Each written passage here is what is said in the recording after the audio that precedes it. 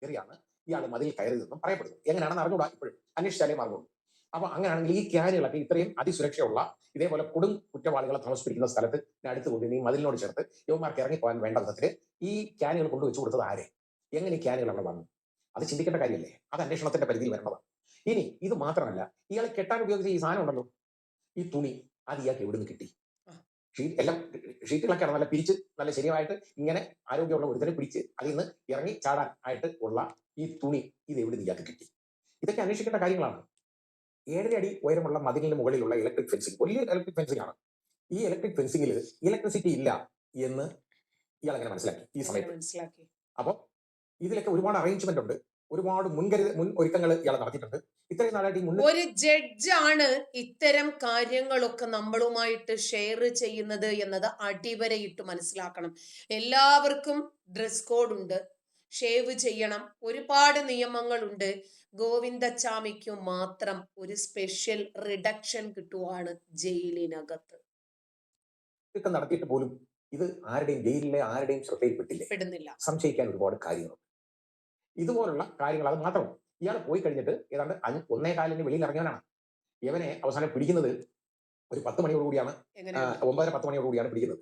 ആ പിടിച്ചത് ഒന്നും പോലീസിന്റെ വലിയ കഴിവെന്ന് ഞാൻ പറയുന്നില്ല, ഇല്ലെന്ന് ഞാൻ പറയുന്നില്ല, ഉണ്ട്. അവിടെ ഈ ട്രാക്കർ ഡോഗ്, അതായത് സ്നിഫർ ഡോഗിനെ കൊണ്ടുവന്നു. ആ പോലീസ് നായ കൊണ്ടുവന്നു. പോലീസ് നായ കറക്റ്റ് ആയിട്ട് ഇതിന്റെ മണം പിടിച്ചതിന് ശേഷം നേരെ 2 കിലോമീറ്ററാണ് ആ നായയും പോലീസുകാരും ഒക്കെ ആയിട്ട് ഓടുന്നത്. അതിന്റെ പുറകെ ജനങ്ങളും മാറ്റം പ്രവർത്തനം 2-2.5 കിലോമീറ്റർ അപ്പുറത്ത്. കാരണം നേരെ ഈ സ്ഥലത്തേക്കാണ് ഈ നായ ഓടുന്നത്, ആ ഡയറക്ഷൻ. പക്ഷേ നായ അങ്ങ് എല്ലുന്നതിന് മുമ്പ് ഇയാൾ പിടിക്കപ്പെട്ടു. അതിന് കാരണം ഒരാള്, അതായത് ഒരു ഒരു ഒരു ചെറുപ്പക്കാരനും മറ്റൊരാണ്. അവർക്ക് കണ്ടപ്പോൾ സംശയം തോന്നി, ഇയാളെ ഇവനല്ലേ? അപ്പൊ ഇയാളെ ഈ ഒറ്റക്കൈ കണ്ടാൽ പെട്ടെന്ന് ആളുകൾ തിരിച്ചറിയുമല്ലോ. അതിനവൻ ചെയ്ത പണി എന്താണെന്നറിയോ? ഇവനെ ഒരു കവറിനകത്ത് ഈ ബെഡ്ഷീറ്റോ വേറെ ഏതാണ്ട് തുണികളോ എല്ലാം കൂടെ ചേർത്തിട്ട് വെച്ചിട്ട് ഈ കൈ എന്ന ഈ സ്റ്റമ്പ് ഉണ്ടല്ലോ നേരെ അതിനകത്തോട്ടാക്കിയിട്ട് ഇത് തലയെ വെച്ചോണ്ട് വളരെ പതുക്കെ സാവധാനം ഇങ്ങനെ നടന്നു പോയി. കൂളെ റെയിൽവേ സ്റ്റേഷൻ ലക്ഷ്യമാക്കി നടന്നതായിരിക്കാം മേ ബി. ഏതായാലും ഈ കണ്ട ആൾക്ക് സംശയം തോന്നിയപ്പോൾ അവര് ഗോവിന്ദച്ചാമി എന്ന് വിളിച്ചോണ്ടേ ഒരൊറ്റ ഓട്ടം. അപ്പോഴത്തേക്ക് അവർക്ക് ഉറപ്പായി ഓടിയത് ഈ പറയുന്ന പഴയ ആശുപത്രിയുടെ പഴയ കെട്ടിടത്തിലേക്കാണ്, അവിടെ ഉള്ള കെട്ടിടത്തിലേക്കാണ്. ഏതായാലും അവരുണ്ടല്ലോ, അവര് പോലീസിനെ ഇമ്മീഡിയറ്റ്ലി വിളിച്ചറിയിച്ചു. കാരണം ഇവൻ ഇവിടെ ഉണ്ട്, ഇവൻ പോയിട്ടുണ്ട്, ഇവരെ പേര് വിളിച്ചപ്പോൾ ഓടി. അങ്ങനെയാണ് അവനെ പിടിച്ച, അല്ലാതെ വേറെ ആരുടെയും വലിയ കഴിവൊന്നും അല്ലാതെ. കേരള പോലീസിന്റെ ഇൻവോൾവ്മെന്റ് കൊണ്ടോ കഴിവ് കൊണ്ടോ മിടുക്കുകൊണ്ടോ അല്ല അവനെ പിടിച്ചത് എന്നാണ് ഈ പറഞ്ഞു വരുന്നത്.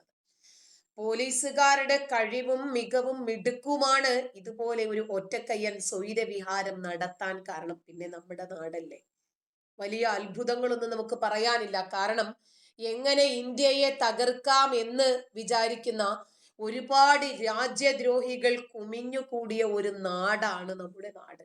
അപ്പൊ പിന്നെ ഒരു ഒറ്റക്കയ്യനായിട്ടുള്ള കൊലയാളിയെ കുറിച്ചിട്ട് മാത്രം സംസാരിച്ചിട്ട് എന്താ കാര്യല്ലേ? ഇതൊക്കെ നമ്മുടെ നാട്ടിൽ സർവ്വസാധാരണമായിട്ട് നമുക്ക് ഇനിയും കാണാൻ പറ്റും ഇത്തരം വാർത്തകളൊക്കെ. ഇത്രയ്ക്കിത്രയേ ഉള്ളൂ ഇത് എന്ന് ഗോവിന്ദച്ചാമിക്ക് മനസ്സിലായി. ഇനിയിപ്പോ എന്നെ ഇനി പിടിക്കപ്പെട്ടാലും ശരി, ഓ, ശിക്ഷയൊക്കെ ഇത്രയ്ക്കിത്രയേ ഉള്ളൂ, ജയിലുകൾ എന്താണ് എന്ന് അയാൾ അറിഞ്ഞു കഴിഞ്ഞു. അവിടെയുള്ള അനുഭവങ്ങൾ എന്തായിരിക്കും എന്നും ഏതാണ്ട് ഗോവിന്ദച്ചാമി മനസ്സിലാക്കി കഴിഞ്ഞു. അതുകൊണ്ട് ഇനിയിപ്പോ വലിയ വിഷയമൊന്നും സംഭവിക്കാനില്ല, ഇത്രയ്ക്കിത്ര തന്നെ ഉള്ളൂ എന്ന് അയാളും മനസ്സിലാക്കിയിട്ടുണ്ട്. കാരണം ഇയാളെ വിമർശിക്കാൻ നമ്മുടെ നാട്ടിൽ ആരാണെന്നേ ഉള്ളത്? എങ്ങനെ നമ്മുടെ നാടിന് തുരങ്കം വയ്ക്കാമെന്ന് ചിന്തിക്കുന്ന ഒരു വിഭാഗം ആളുകൾ, ഭീകരവാദികൾ, തീവ്രവാദികളുടെ നാടായി നമ്മുടെ നാട് മാറിക്കഴിഞ്ഞിട്ടുണ്ട്. അതാണ് നമ്മൾ കാണുന്നത്. നിമിഷപ്രിയയെ പോലെ ഒരു കൊലയാളിയെ രക്ഷപ്പെടുത്താനും അബ്ദുൾ റഹീമിനെ പോലെ ഒരു കൊടും കുറ്റവാളിയെ രക്ഷപ്പെടുത്താനും നടത്തുന്ന ആളുകൾ. എല്ലായിടത്തും മതം ഒരു വില്ലനായിട്ടാണ് വരുന്നത്. നമ്മുടെ നാട്ടിലാണ് ഈ രൂപത്തിൽ മതത്തിന്റെ മലീമസമായിട്ടുള്ള ആചാരങ്ങളുടെ പിന്നാലെ പോകുന്നതെങ്കിൽ വിദേശ രാജ്യങ്ങളിൽ, പ്രത്യേകിച്ച് ഇസ്ലാമിക രാജ്യങ്ങളിൽ പോലും ആളുകൾക്ക് ഈ മതം വേണ്ട.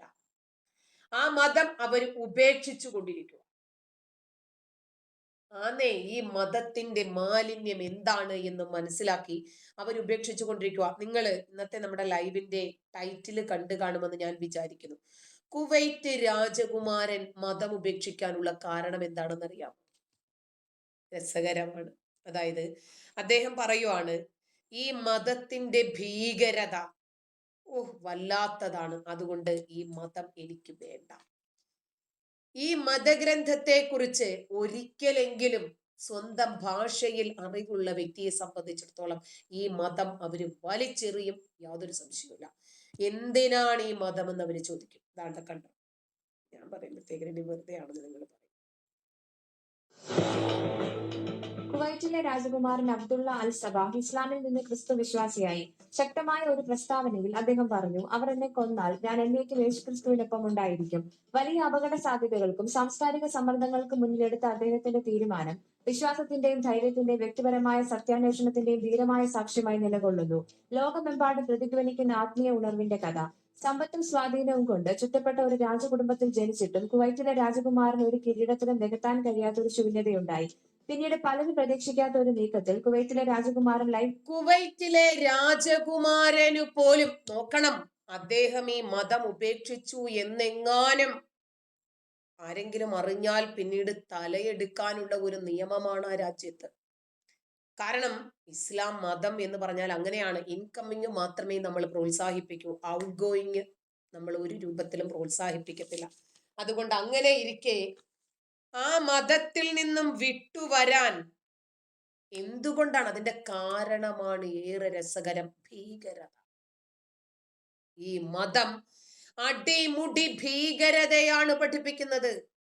മറ്റുള്ളവരെ കൊല്ലാനും ആ മതത്തിനു വേണ്ടി കൊല്ലപ്പെടാനും പഠിപ്പിക്കുമ്പോൾ ഈ ആശയം എങ്ങനെയാണ് മാനവികമാകുന്നത് എന്ന് ചിന്തിക്കാൻ. സൗദി അറേബ്യയുടെ കിരീടാവകാശിയായിട്ടുള്ള MBS എന്നോ ഇതൊക്കെ തിരിഞ്ഞിട്ടുണ്ട്. പക്ഷെ അദ്ദേഹത്തിന് അധികാരം വേണം. ആ അധികാര കസേരയിൽ ഇരിക്കുമ്പോൾ ചില റെസ്ട്രിക്ഷൻസ് ഉണ്ട്. അതിനകത്ത് നിന്നുകൊണ്ട് മാത്രമേ, ആ സെൻസറിങ്ങിനകത്ത് നിന്നുകൊണ്ട് മാത്രമേ അദ്ദേഹത്തിന് എന്തെങ്കിലും ചെയ്യാൻ കഴിയൂ. അതുകൊണ്ട് മാത്രമാണ് തൽക്കാലം അദ്ദേഹം അതിനകത്ത് നിൽക്കുന്നത്. അതല്ലെങ്കിൽ അദ്ദേഹത്തിന് സൗദി അറേബ്യയെ ഇത്രയും പുരോഗതിയിലേക്ക് നയിക്കാൻ കഴിയുമായിരുന്നില്ല. അദ്ദേഹത്തിന് അത് സാധിക്കുമായിരുന്നില്ല. ഈ മതം എന്താണ് എന്ന് ബോധ്യപ്പെട്ട് അത് വലിച്ചെറിഞ്ഞതുകൊണ്ടാണ് അതിന് കഴിയുന്നത്. അതുപോലെ തന്നെ ദുബൈ രാജകുമാരി ഷെയ്ഖ മെഹ്റ, അയ്യോ, അവരൊക്കെ ഈ മതത്തിൽ നിന്നും പുറത്തു വരിക, അവരെ അപ്പിക്കുപ്പായത്തിൽ നിങ്ങൾ എവിടെയെങ്കിലും കണ്ടിട്ടുണ്ടോ? സ്വർണ്ണ മുടിയിഴകളുള്ള രാജകുമാരി കുതിരപ്പുറത്ത് ഒറ്റയ്ക്ക് സഞ്ചരിക്കുന്നു. ഒരുപാട് ആളുകളുണ്ട് അവർക്ക് പരിചാരകരായിട്ട്, ബ്യൂട്ടീഷ്യന്മാർ ഇഷ്ടം പോലെ. 14 മുതൽ 18 വരെ കുതിരകളെ അവര് സ്വന്തമായിട്ട് മെയിൻറ്റെയിൻ ചെയ്യുന്നു. സോഷ്യൽ മീഡിയ ഇൻഫ്ലുവൻസർ ആണ്. ഒരു ദിവസം 10-40 ഫോട്ടോസും ഫോട്ടോഷൂട്ടുകളും ഒക്കെയാണ് അവര് പുറത്തിടുന്നത്. എന്തേ അവർക്ക് സ്വർഗം വാങ്ങി കൊടുക്കാൻ ഇവരാരും പോകാത്തത്? പ്രിയപ്പെട്ട ഭർത്താവെ, അങ്ങ് തിരക്കായിരിക്കുമെന്നറിയാം, എന്നാലും ഞാൻ ഒരു വിവരം അറിയിക്കട്ടെ, അങ്ങയെ ഞാൻ ഇതാ വിവാഹമോചനം നടത്തിയിരിക്കുന്നു. ആദ്യമായിട്ട് ഒരു അറേബ്യൻ ഭരണാധികാരിയുടെ മകൾ ഭർത്താവിനെ മുത്തലാഖ് ചെയ്യുന്ന മതത്തിന് വിപരീതമായിട്ടുള്ള ഒരു നിയമമാണ് ദുബൈ രാജകുമാരി ചെയ്തത് എന്നതുകൊണ്ട് ആരെങ്കിലും എവിടെയെങ്കിലും വിമർശിച്ച് നിങ്ങൾ എവിടെയെങ്കിലും കേട്ടോ? ഇല്ല. ട്രംപിനെ അറേബ്യൻ ഭരണാധികാരികൾ സ്വീകരിച്ചത് എങ്ങനെയാ? മുടിയാട്ടി ഡാൻസ് ചെയ്താ സ്വീകരിച്ചത്. എന്തേ ഇവർക്കാർക്കും അവർക്കൊന്നും സ്വർഗം വാങ്ങി കൊടുക്കാൻ പറ്റാത്തത്? കുവൈറ്റിലെ രാജകുമാരൻ മതം ഉപേക്ഷിച്ച് എനിക്കിനിയും ക്രിസ്ത്യൻ മതം മതി, യേശുവിനോടൊപ്പം താൻ ഉണ്ടാകും എന്ന് പറഞ്ഞിട്ട് കേരളത്തിലെ ഏതെങ്കിലും ഒരു മതമൗലവി, ഒരു പൊറോട്ട കെട്ടുകാരൻ ഇതിനെ സംബന്ധിച്ച് സംസാരിച്ച് നിങ്ങൾ ആരെങ്കിലും കേട്ടോ? ഇല്ല. അത് മതത്തെ ഡീഗ്രേഡ് ചെയ്യുന്നതാണല്ലോ. അതുകൊണ്ട് അവരത് പറയും. കരഞ്ഞുകൊണ്ട് ക്രിസ്തു മതത്തിലേക്ക് പരിവർത്തനം ചെയ്യാനുള്ള ജീവിതത്തെ മാറ്റിമറിക്കുന്ന തീരുമാനമെടുത്തു. തന്റെ പ്രഖ്യാപനത്തെ തുടർന്നുള്ള ഓഡിയോ റെക്കോർഡിംഗിൽ അബ്ദുള്ളയുടെ ശബ്ദം വിറച്ചു. പക്ഷെ അദ്ദേഹം ഉറപ്പിച്ചു പറഞ്ഞു, ഞാനിപ്പോൾ ഒരു ക്രിസ്ത്യാനിയാണെന്ന് പ്രഖ്യാപിക്കുന്നു.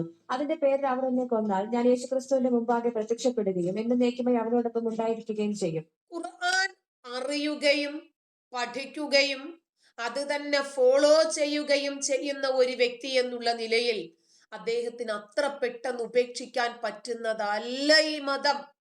വളരെ ചെറിയ പ്രായത്തിൽ തന്നെ 3-3.5 വയസ്സ് മുതൽ തന്നെ നമ്മുടെ ഫ്രഷ് ബ്രെയിനിലേക്ക് ഇൻജെക്ട് ചെയ്യപ്പെടുന്ന ഈ മതവിഷം അത്ര പെട്ടെന്നൊന്നും വലിച്ചെറിയാൻ പറ്റുന്നതല്ല.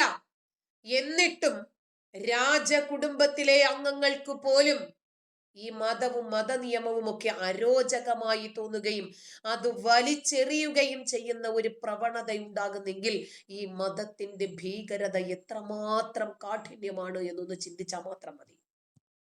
ഈ പ്രസ്താവനകൾ ആഴത്തിലുള്ള ആത്മീയ മാറ്റവും തന്റെ തീരുമാനവുമായി ബന്ധപ്പെട്ട അപകടങ്ങളെ അംഗീകരിക്കുന്നത് വെളിപ്പെടുത്തി.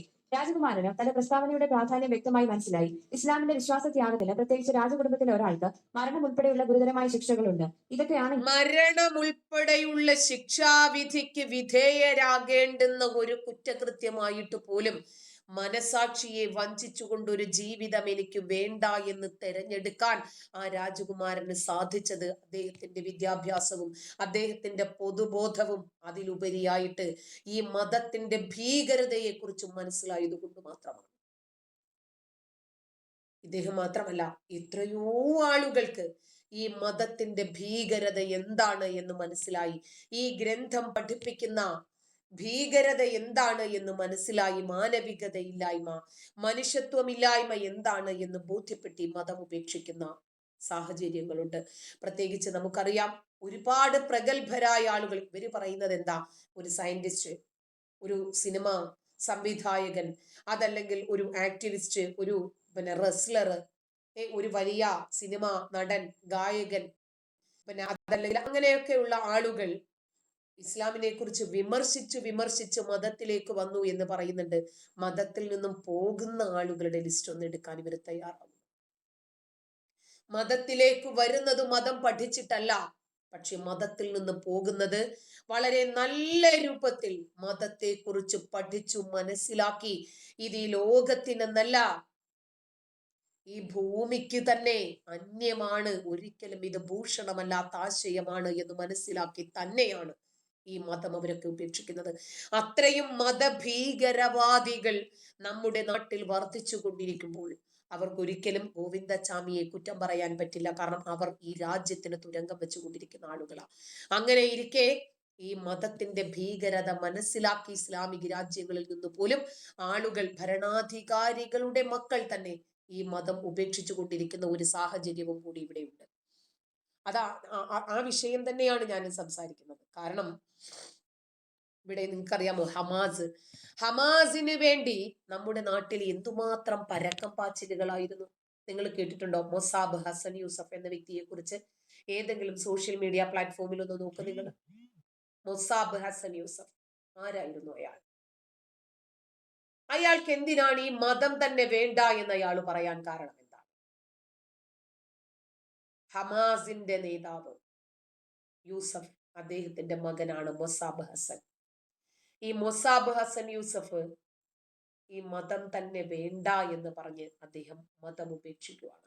മതം ഉപേക്ഷിക്കുക മാത്രമല്ല ചെയ്യുന്നത്, ഈ മതം ഉപേക്ഷിച്ചിട്ട് അതിനുള്ള കാരണങ്ങൾ അദ്ദേഹം പറയുന്നുണ്ട്. വളരെ ചെറിയ പ്രായത്തിൽ തന്നെ പിതാവ് ജൂതന്മാരെ കൊണ്ടുവന്ന് ക്രൂരമായിട്ട് പീഡിപ്പിക്കുന്ന ദൃശ്യങ്ങൾ ഞാൻ കണ്ടിട്ടുണ്ട്. അത് കണ്ട് മനം മടുത്ത് ഈ മതത്തെയും മതഗ്രന്ഥത്തെയും ആശയത്തെയും സൃഷ്ടാവിനെയും ഒക്കെ ഞാൻ വെറുത്തു തുടങ്ങിയിരുന്നു വളരെ ചെറിയ പ്രായത്തിൽ തന്നെ. അള്ളാഹുവിന്റെ സൃഷ്ടികളായിട്ടുള്ള മനുഷ്യർ, അവരിൽ ജാതിയും മതവും ഒക്കെ പ്രത്യേകമായി സൃഷ്ടിച്ചിട്ട് എന്തിനാണ് അള്ളാഹു പ്രത്യേകിച്ച് ഒരു വിഭാഗം മനുഷ്യരെ മറ്റൊരു വിഭാഗം മനുഷ്യരെ കൊണ്ട് കൊല്ലിക്കുന്നത്? അതുകൊണ്ട് ഈ പടച്ചവൻ എന്തു സുഖമാണ് കിട്ടുന്നത് എന്ന് ചെറിയ പ്രായം മുതലേ അദ്ദേഹം ചിന്തിച്ചു. അങ്ങനെയാണ് അദ്ദേഹം ഈ മതം തന്നെ ഉപേക്ഷിക്കുന്നത്. ഹമാസ് എന്ന ഭീകര സംഘടനയുടെ സ്ഥാപകന്റെ മകനാണ് ഇസ്ലാം മതം ഉപേക്ഷിച്ച് എനിക്ക് ക്രിസ്ത്യൻ മതം മതി എന്ന് പറയുന്നത്. ഇതുപോലെ തന്നെ കുവൈറ്റിലെ രാജകുമാരൻ മതം ഉപേക്ഷിച്ചതുപോലെ തന്നെ മൊസാബ് ഹസൻ യൂസഫ്, അദ്ദേഹത്തിനും മതം വേണ്ട.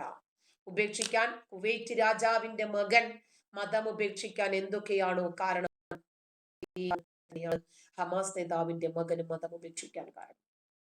അതേ കാരണം തന്നെയാണ് ദുബൈ രാജകുമാരിയും മത നിയമങ്ങൾ പോലും ലംഘിക്കാൻ കാരണം. മതം ഉപേക്ഷിച്ചിരിക്കുന്നു. അവർക്ക് ഈ അപ്പിക്കുപ്പായവും 5 നേരത്തെ നിസ്കാരവും ഉച്ചയും കുത്തി മറിയലും ഒന്നും അവരാരും ചെയ്യുന്നില്ല. എന്നിട്ട് അദ്ദേഹം ഇസ്രയേലിൽ ചാരനായി പ്രവർത്തിക്കുവാണ്. ഹമാസിന്റെ നേതാവിന്റെ മകൻ മതം ഉപേക്ഷിച്ചിട്ട് ഇസ്രയേലിലെ മനുഷ്യരുടെ മോചനത്തിനു വേണ്ടി തന്നെ കൊണ്ട് പറ്റുന്ന രൂപത്തിൽ തടി കൊണ്ടുള്ള ഉപകാരം അദ്ദേഹം ചെയ്യുമെന്ന് പ്രഖ്യാപിക്കുകയാണ്. എന്നിട്ട് ഇസ്രായേൽ സേനയിൽ അദ്ദേഹം ചേരുന്നു, ഇവരാരും അറിയാതെ. അദ്ദേഹത്തെ കുറിച്ച് അമ്പരപ്പിക്കുന്ന ഒരുപാട് കാര്യങ്ങൾ പുറത്തു വരുന്നു. ജൂതന്മാരെ മുഴുവനും നശിപ്പിച്ച് ലോകം മുഴുവനും ഇസ്ലാമിക ശരീഅത്ത് നിയമം സ്ഥാപിക്കുകയാണ് തന്റെ പിതാവിന്റെയും സംഘത്തിന്റെയും ലക്ഷ്യമെന്ന് മൊസാബ് ജൂതന്മാർക്ക് മുന്നറിയിപ്പ് നൽകുകയാണ്. അതിനുവേണ്ടി അവര് ചെയ്തു വച്ചിരിക്കുന്ന കാര്യങ്ങൾ ഇന്നതാണ് എന്ന് ഒപ്പിയെടുത്ത് അദ്ദേഹം അവിടെ എത്തിക്കുവാണ്. ഒരു കാലത്ത് പലസ്തീൻ ഭീകര സംഘടനയായിട്ടുള്ള ഹമാസിൽ പ്രവർത്തിക്കുകയും അത് കഴിഞ്ഞ് ആ സംഘടനയെ കുറിച്ച് മനസ്സിലാക്കി അതിൽ നിന്നും വേർപിരിഞ്ഞ് ഇസ്രയേലിന്റെ സുരക്ഷാ ഏജൻസി ആയിട്ടുള്ള ഷിൻബെറ്റിൽ പ്രവേശിക്കുകയും ചെയ്ത ഒരു വ്യക്തിയാണ് മൊസാബ് ഹസൻ യൂസഫ്. ഹമാസിന്റെ സ്ഥാപകനായിട്ടുള്ള ഷെയ്ഖ് ഹസൻ യൂസഫിന്റെ ഒരേ ഒരു മകൻ. ഇയാള് പിന്നീട് ഇസ്ലാം മതം ഉപേക്ഷിച്ച് ക്രിസ്ത്യൻ മതം സ്വീകരിക്കുന്നു. മൊസാബിനെ ഗ്രീൻ പ്രിൻസ് എന്നാണ് ഇസ്രായേൽ വിളിച്ചിരുന്നത്. ഇസ്രായേൽ സേനയിൽ ചേർന്നിട്ട് അദ്ദേഹം ഇസ്രായേലിലെ മക്കൾക്കു വേണ്ടി, മനുഷ്യർക്കു വേണ്ടി പ്രവർത്തിക്കും. ഹമാസിനെ കുറിച്ച് ഒരുപാട് വിവരങ്ങൾ അദ്ദേഹം ഇസ്രായേലിന് സമ്മാനിച്ചു. ജൂതന്മാരെ മുഴുവനും കൊല്ലേണ്ടുന്ന രീതികൾ എന്താണ് എന്ന് അദ്ദേഹം അവിടെ നിന്ന് ഒപ്പിയെടുത്ത് ഇസ്രായേലിലേക്ക് കൊണ്ടുകൊടുത്തു. കുറച്ച് മനുഷ്യരെങ്കിലും രക്ഷപ്പെടുന്നെങ്കിൽ രക്ഷപ്പെടട്ടെ എന്ന്. അങ്ങനെ വെസ്റ്റ് ബാങ്കിൽ നടത്തിയ ഇസ്രായേൽ പരിശോധനയിൽ 60ഓളം ഹമാസ് നേതാക്കൾക്കൊപ്പം മൊസാദിന്റെ പിതാവും അറസ്റ്റിലായി. അപ്പോൾ ഇദ്ദേഹം പറയുന്നു, എനിക്ക് തന്നെ അദ്ദേഹത്തെ കൊല്ലണം. ഒരുപാട് മനുഷ്യന്മാരെ മനുഷ്യരെന്ന് നോക്കാതെ ക്രൂരമായി ഹത്യ ചെയ്തിട്ടുള്ള ഒരു വ്യക്തിയാണ് ഇദ്ദേഹം. ഇദ്ദേഹം ജീവിക്കാൻ അർഹതയില്ലാത്ത വ്യക്തിയാണ്. തന്നെയുമല്ല, തടവറയിൽ വെച്ച് തന്നെ അദ്ദേഹത്തെ കൊല്ലണമെന്നാണ് മകൻ ആവശ്യപ്പെട്ടത്. അയാളുടെ പ്രവൃത്തികൾ വെച്ച് നോക്കുമ്പോൾ അത് ഏറ്റവും കൂടുതൽ കണ്ട് അറിഞ്ഞ് മനസ്സിലാക്കി വളർന്ന വ്യക്തി എന്നുള്ള നിലയിൽ ഞാൻ ആവശ്യപ്പെടുന്നു, അദ്ദേഹം മരിക്കണം. അദ്ദേഹത്തിന്റെ പ്രവൃത്തികൾ ഒരിക്കലും മാനുഷികമായിരുന്നില്ല. ഹമാസിന്റെ സഹസ്ഥാപകനായിട്ടുള്ള ഈ യൂസഫ് എന്ന വ്യക്തിയെ, അതായത് മൊസാബ് ഹസൻ യൂസഫിന്റെ പിതാവിനെ കൊല്ലണം, തടവറയിൽ വെച്ച് കൊല്ലണം എന്ന് ഇസ്രായേലിനോട് ആവശ്യപ്പെടുവാണ് മകൻ. അയാളുടെ പ്രവൃത്തി അങ്ങനെയായിരുന്നു. മനുഷ്യന്മാരോട് ഒരു രൂപത്തിലും നീതി പുലർത്തിയിട്ടില്ലാത്ത, മനുഷ്യത്വം കാണിച്ചിട്ടില്ലാത്ത ഒരു വ്യക്തിയാണ് ഇയാള്. ഇസ്രായേലിന്റെ കസ്റ്റഡിയിലുള്ള സ്വന്തം പിതാവിനെ വധിക്കണം, നിങ്ങൾ അത് ചെയ്തിട്ടില്ലെങ്കിൽ ഞാനത് ചെയ്യാമെന്ന്. കണ്ടില്ലേ, ഇസ്രായേലിനോടാണ് ആവശ്യം അദ്ദേഹം ഉന്നയിക്കുന്നത്. ഒക്ടോബർ 7-ാം തീയതിയുള്ള ഭീകരാക്രമണത്തിൽ ഹമാസ് തട്ടിക്കൊണ്ടുപോയ ബന്ദികളിൽ ബാക്കിയുള്ള ആളുകളെ മോചിപ്പിക്കാനുള്ള സമയപരിധി നിശ്ചയിക്കണം എന്ന് യൂസഫ് ഇസ്രായേലിനോട് ആവശ്യപ്പെടുന്നു. എക്സിലൂടെയായിരുന്നു ഷെയ്ഖ് ഹസൻ യൂസഫ് രംഗത്ത് വന്നത്. ഏറ്റവും ദുർബലരായിട്ടുള്ള ബന്ദികളെ മോചിപ്പിച്ചതിന് ശേഷം ശേഷിക്കുന്ന ബന്ദികളെ മോചിപ്പിക്കാൻ ഇസ്രായേൽ ഹമാസിന് ഒരു സമയപരിധി നൽകണമെന്നും അതിൽ അവർ പരാജയപ്പെട്ടാൽ ഇസ്രായേൽ ജയിലുകളിലുള്ള ഹമാസ് ഭീകരരെ കൂട്ടത്തോടുകൂടി വധിക്കണമെന്നും ഷെയ്ഖ് ഹസൻ യൂസഫിനെയും ഇതിൽ നിന്ന് മാറ്റി നിർത്തരുത് എന്നും മൊസാബ് ഹസൻ യൂസഫ് പറയും. എക്സിൽ ഒരു വീഡിയോയിലൂടെയാണ് ഹസൻ യൂസഫ് ഈ വിഷയം അവതരിപ്പിക്കുന്നത്. ഹമാസ് മനഃശാസ്ത്രപരമായിട്ടുള്ള ഒരു യുദ്ധമാണ് നടത്തുന്നത് എക്കാലത്തും.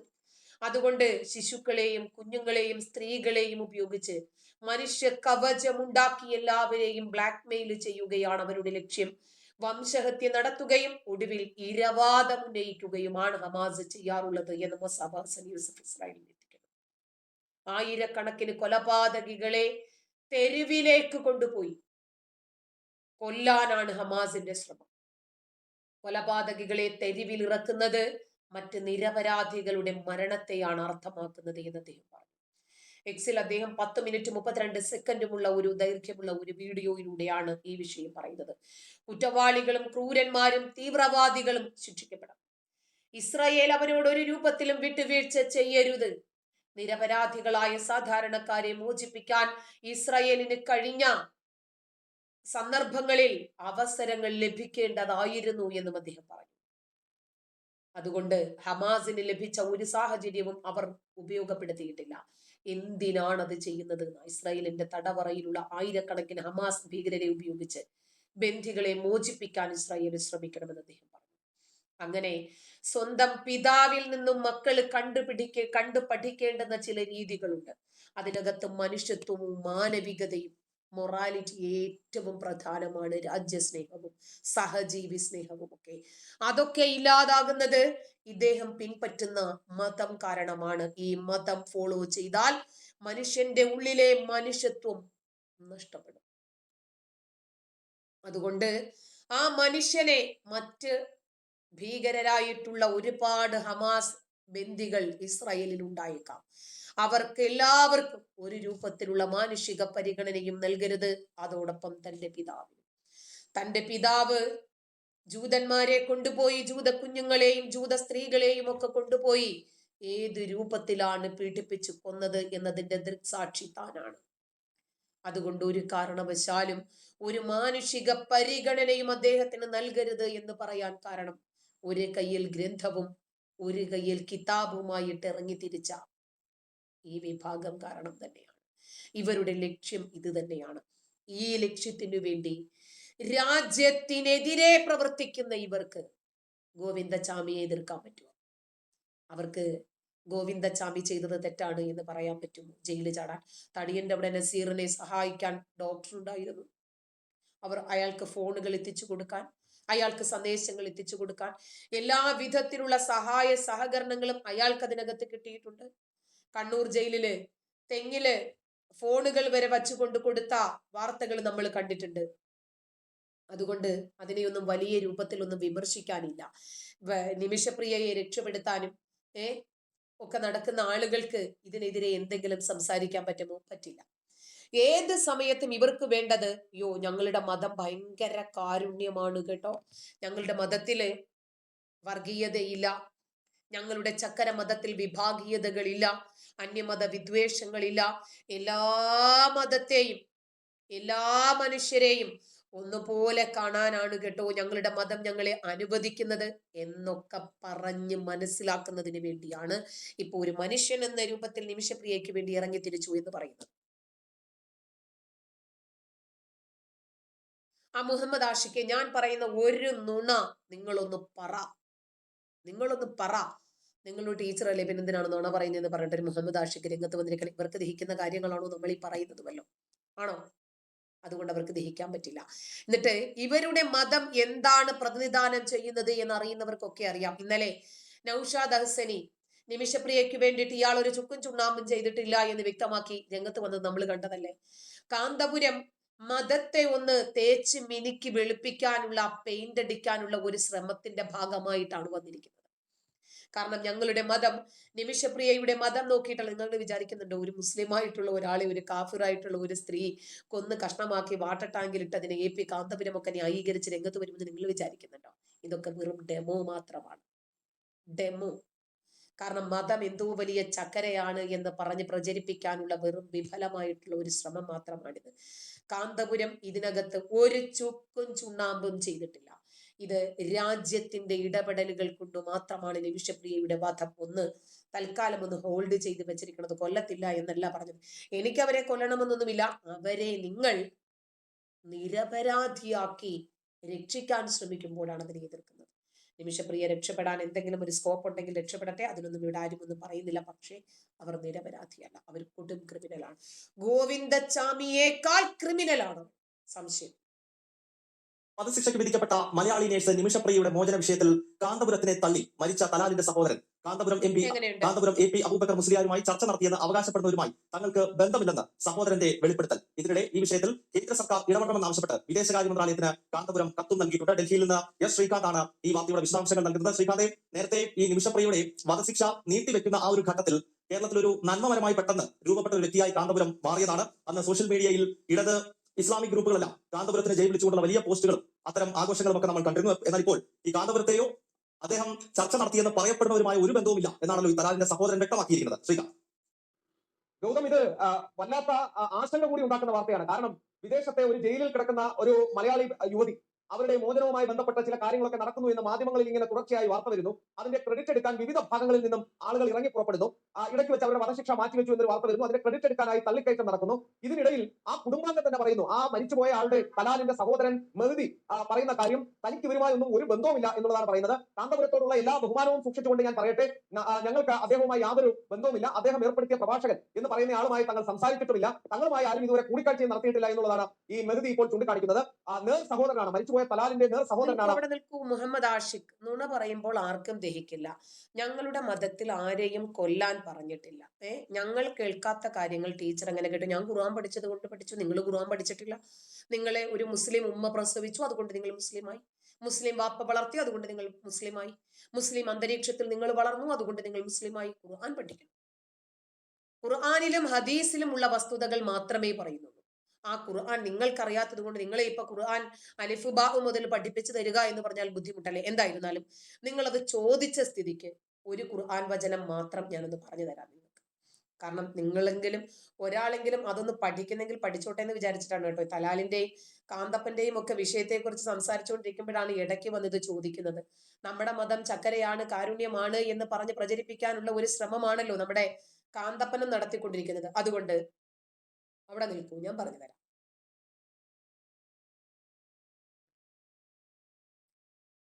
അവിടെ നിൽക്കു സുഹൃത്തെ. ഖുർആൻ ഒന്ന് ഇടയ്ക്കൊന്ന് വായിച്ചിട്ട് വരണം കേട്ടോ. ഖുർആനും ഹദീസും ഒക്കെ ഒന്ന് മനസ്സിലാക്കിയിട്ട് ഇടയ്ക്കൊന്ന് വരണം കേട്ടോ. മദ്രസയിൽ മാത്രം പോയാലേ നമുക്ക് ഇത്തരം വിജ്ഞാനങ്ങളൊന്നും കിട്ടത്തില്ലെന്നേ. മദ്രസയിൽ ഇതൊന്നും പഠിപ്പിക്കില്ല കേട്ടോ. മദ്രസയില് നമ്മളെ കുറച്ചൊക്കെ കാപഠ്യങ്ങളല്ലേ പഠിപ്പിക്കുന്നതല്ല. ഞാൻ മദ്രസയിൽ പഠിക്കുകയും പഠിപ്പിക്കുകയും ചെയ്ത വ്യക്തിയാണ്. അതുകൊണ്ട് ഒരു വചനം മാത്രം തൽക്കാലം ഞാൻ ഇയാൾക്കൊന്ന് പറഞ്ഞു തരാം. അതുകൊണ്ട് ഒരിക്കലും മറക്കാതെ ഈ ഖുർആൻ വചനം ഒന്ന് ശ്രദ്ധിച്ച് ജീവിതത്തിൽ പ്രാവർത്തികമാക്കാൻ ശ്രമിക്കണം കേട്ടോ.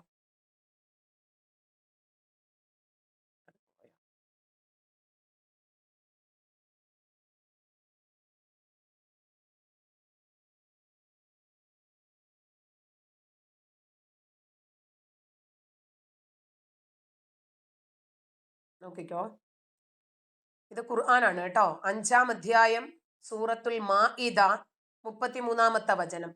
അള്ളാഹുവിനോടും അവന്റെ ദൂതനോടും പോരാടുകയും ഭൂമിയിൽ കുഴപ്പമുണ്ടാക്കാൻ ശ്രമിക്കുകയും ചെയ്യുന്നവർക്കുള്ള പ്രതിഫലം അവർ കൊന്നൊടുക്കപ്പെടുകയോ ക്രൂശിക്കപ്പെടുകയോ അവരുടെ കൈകളും കാലുകളും എതിർവശങ്ങളിൽ നിന്നായി മുറിച്ചു കളയപ്പെടുകയോ നാട് കടത്തപ്പെടുകയോ ചെയ്യുക മാത്രമാകുന്നു. അതവർക്ക് ഇഹലോകത്തുള്ള അപമാനമാകുന്നു, പരലോകത്ത് അവർക്ക് കനത്ത ശിക്ഷയും ഉണ്ടായിരിക്കും.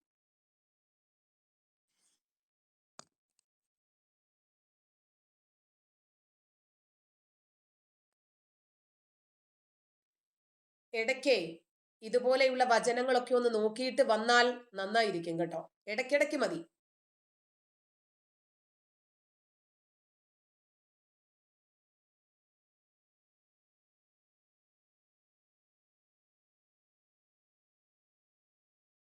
കേൾക്കുന്നുണ്ടോ?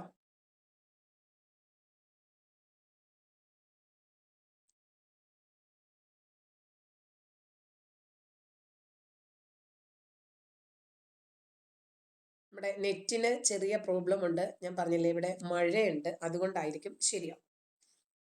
അപ്പോ നിമിഷപ്രിയയുടെ വിഷയത്തില് കാന്തപ്പനെ തള്ളി തലാലിന്റെ കുടുംബം രംഗത്ത് വന്നു എന്ന് പറഞ്ഞപ്പോൾ ചില കാക്കന്മാർക്കും താത്തമാർക്കും ഒന്നും തീരെ അങ്ങോട്ട് ദഹിക്കുന്നില്ല. അതെന്റെ കുഴപ്പമല്ല. ഖുർആൻ എന്താണ് എന്ന് അറിയുകയും പഠിക്കുകയും മനസ്സിലാക്കുകയും ചെയ്യാതെ ഞാൻ ഇസ്ലാമാണ്, ഞാൻ മുസ്ലിമിന്റെ എന്തോ വലിയ സംഭവമാണ് എന്ന് പറഞ്ഞ് നടക്കാതെ ഇടയ്ക്കിടയ്ക്കെങ്കിലും ആ ഷോക്കേസിൽ ഇരിക്കുന്ന ഗ്രന്ഥം ഒന്ന് പൊടി തട്ടി പുറത്തെടുത്തിട്ട് ഒന്ന് വായിച്ചു നോക്കണം കേട്ടോ. കൊല്ലാനും പിന്നെ തിന്നാനും ഒക്കെ ഖുർആനിനകത്ത് വചനങ്ങളുണ്ട്. അത് നിങ്ങൾ പഠിച്ചിട്ടില്ല എന്ന് കരുതി അതിനകത്ത് ഇല്ല എന്ന് ഇനി ദയവ് ചെയ്ത് എങ്ങും പോയി മണ്ടത്തരങ്ങൾ പറയരുത്. എന്റെ ഒരു 2-3 ലൈവ് കണ്ടാൽ മതി, 100 കണക്കിന് വചനങ്ങൾ അതിനകത്ത് ഞാൻ ഡിസ്പ്ലേ ചെയ്തിട്ടുണ്ട്.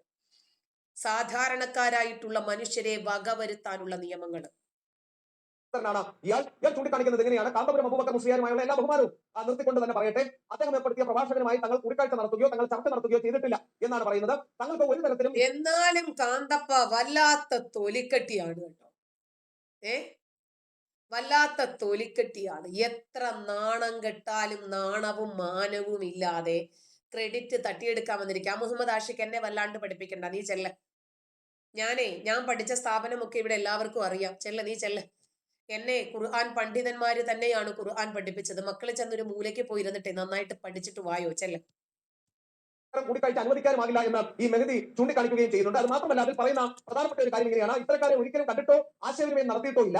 പ്രഭാഷകനുമായി ആശയവിനിമയം നടത്തിയവർ തങ്ങളുടെ അനുവാദത്തോടെയല്ല ഇത് ചെയ്തിരിക്കുന്നത് എന്നുള്ള കാര്യം കൂടി അയാൾ പറയുന്നു. ഇസ്ലാമിക നിയമവും യുക്തിയും അനുസരിച്ച് ഇത്തരം ചർച്ചകൾ അസ്വീകാര്യമാണ് എന്ന് ഇയാൾ പറയുന്നു. ഒരു സാഹചര്യത്തിലും ഇത്തരം ചർച്ചകൾ അനുവദനീയമല്ലെന്നും ഈ മെഹദി ചൂണ്ടിക്കാണിക്കുകയും ചെയ്യുന്നുണ്ട്. അതായത് കാന്തപുരം അവകാശപ്പെട്ടത് കാന്തപുരത്തിനെ പിന്തുണച്ചുകൊണ്ട് CPIM സഹയാത്രികനും മുൻ SFI നേതാവുമായി ഈ കുടുംബത്തിന്റെ അഭിഭാഷകൻ കൂടിയായ സുഭാഷ് ചന്ദ്രൻ അവകാശപ്പെട്ടത് പച്ചക്കള്ളമാണ് എന്ന രീതിയിലാണ് ഇതിൽ നിന്ന് നമ്മൾ വായിച്ചെടുക്കേണ്ടത്. ആ കുടുംബവുമായി ഒന്നും ഒരു ചർച്ചയും നടന്നിട്ടില്ല എന്നാണ് അവർ ചൂണ്ടിക്കാണിക്കുന്നത്.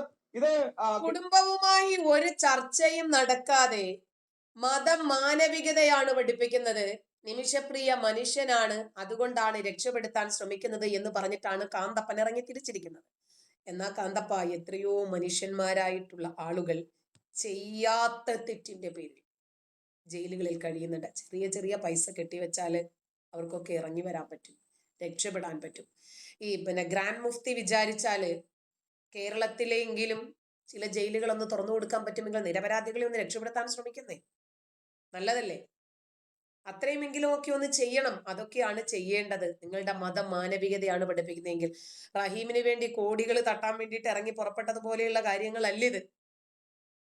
ഇത്തരം കാര്യങ്ങളൊക്കെ നിങ്ങളൊന്ന് സമൂഹ മധ്യത്തില് ഒന്ന് ചർച്ചയ്ക്ക് കൊണ്ടുവരണം കേട്ടോ. ഇസ്ലാം എന്താണ് ഉദ്ദേശിക്കുന്നത് എന്ന് ഇന്ന് എല്ലാവർക്കും അറിയാം. അതിന് മനസ്സിലാക്കി കൊടുക്കുന്നതിന് വേണ്ടിയാണ് അഫ്ഗാന്റെ വിഷയം വന്നതും ബംഗ്ലാദേശിന്റെ വിഷയം വന്നപ്പോൾ തന്നെ ആളുകൾക്ക് മനസ്സിലായി.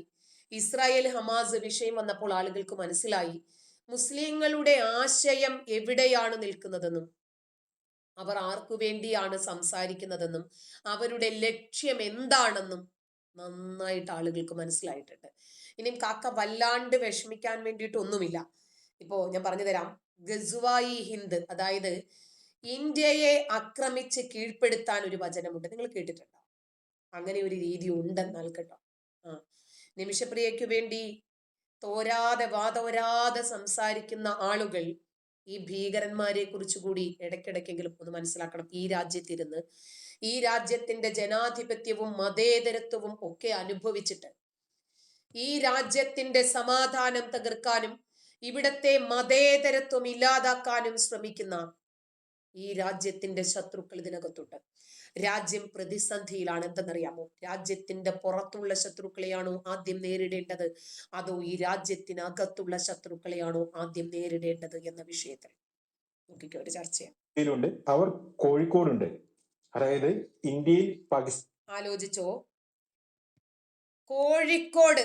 മുമ്പ് ഒരു വിഷയം 2-3 ദിവസങ്ങളായിട്ട് നമ്മൾ ചർച്ച ചെയ്തുകൊണ്ടിരിക്കുവാണല്ലോ അല്ലെ?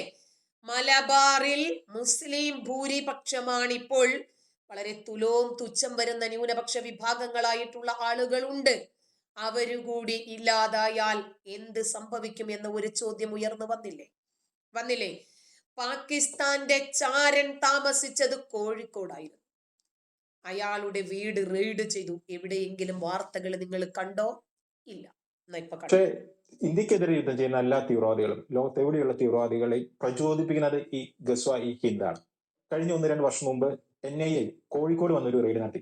അതായത് ഗസ്വായി ഹിന്ദ് എന്ന് പറയുന്ന പാകിസ്ഥാനിലുള്ള ഒരു സംഘടനയുടെ പ്രവർത്തകർ അവർ ഇന്ത്യയിലുണ്ട്, അവർ കോഴിക്കോടുണ്ട്.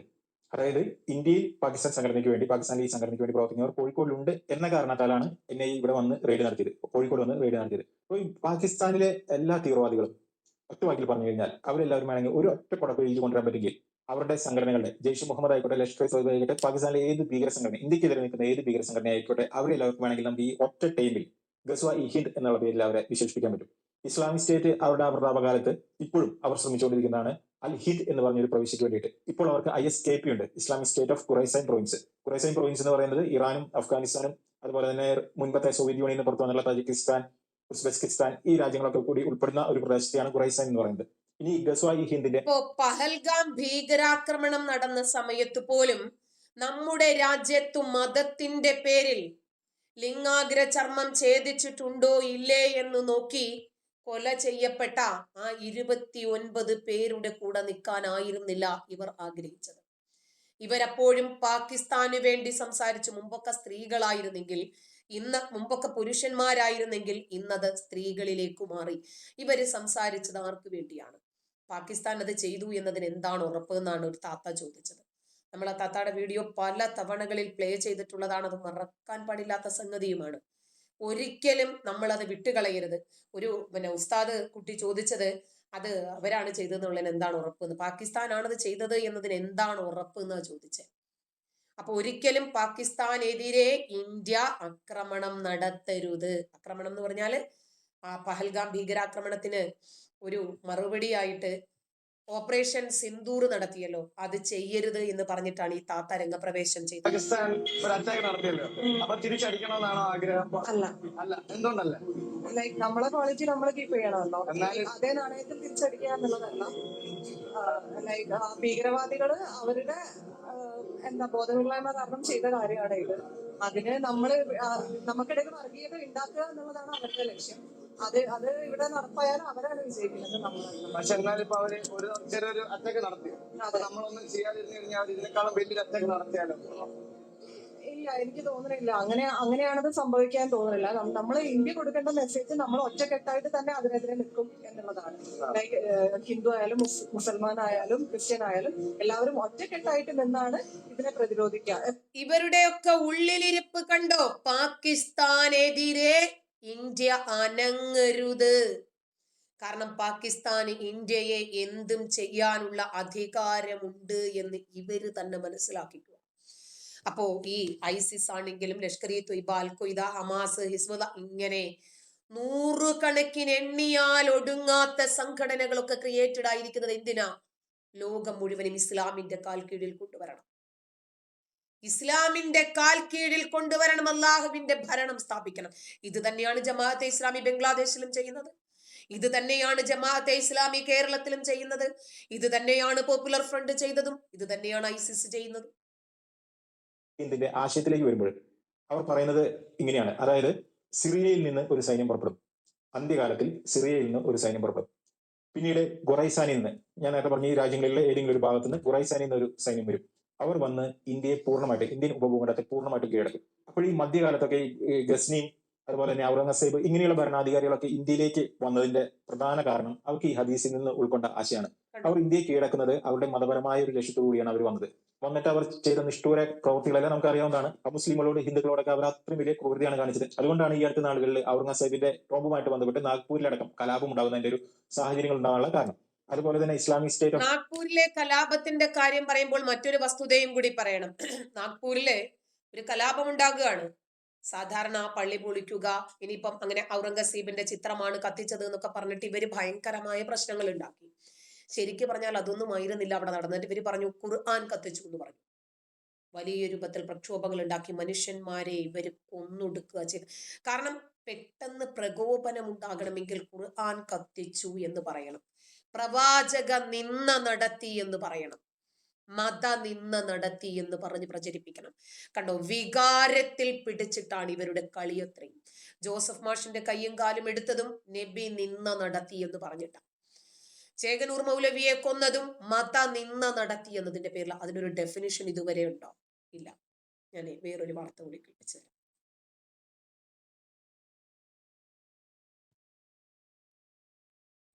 ഇന്നലെയാണ് സംഭവം. 1:55 മിനിറ്റുള്ള ഓഡിയോയാണ് വാട്സപ്പ് ഗ്രൂപ്പുകൾ വഴി പ്രചരിച്ചത്. ഈ താമരശ്ശേരി കൈതപ്പൊയിൽ സ്വദേശി ചന്ദ്രനെ അജയനെയാണ് അറസ്റ്റ് ചെയ്തിട്ടുള്ളത്. 3 വർഷം തടവും പിഴയും ലഭിക്കാവുന്ന കുറ്റമാണ് ഇപ്പോൾ ചുമത്തിയിട്ടുള്ളത്. ഈ വാട്സപ്പ് ഗ്രൂപ്പുകൾ വഴി ഈ മതവിദ്വേഷം പരത്തുന്ന അല്ലെങ്കിൽ ഇസ്ലാം മതത്തിനെതിരായ നബിക്കെതിരായ മതവിദ്വേഷ ഓഡിയോ പ്രചരിപ്പിച്ചുവെന്നാണ് ഇപ്പോൾ കേസുള്ളത്. കൈതപ്പൊയിൽ സ്വദേശി അജയനെയാണ് കഴിഞ്ഞ ദിവസം താമരശ്ശേരി പോലീസ് അറസ്റ്റ് ചെയ്തത്. കണ്ടോ, പ്രത്യേകിച്ച് ഒരു ഡെഫിനിഷനുമില്ല.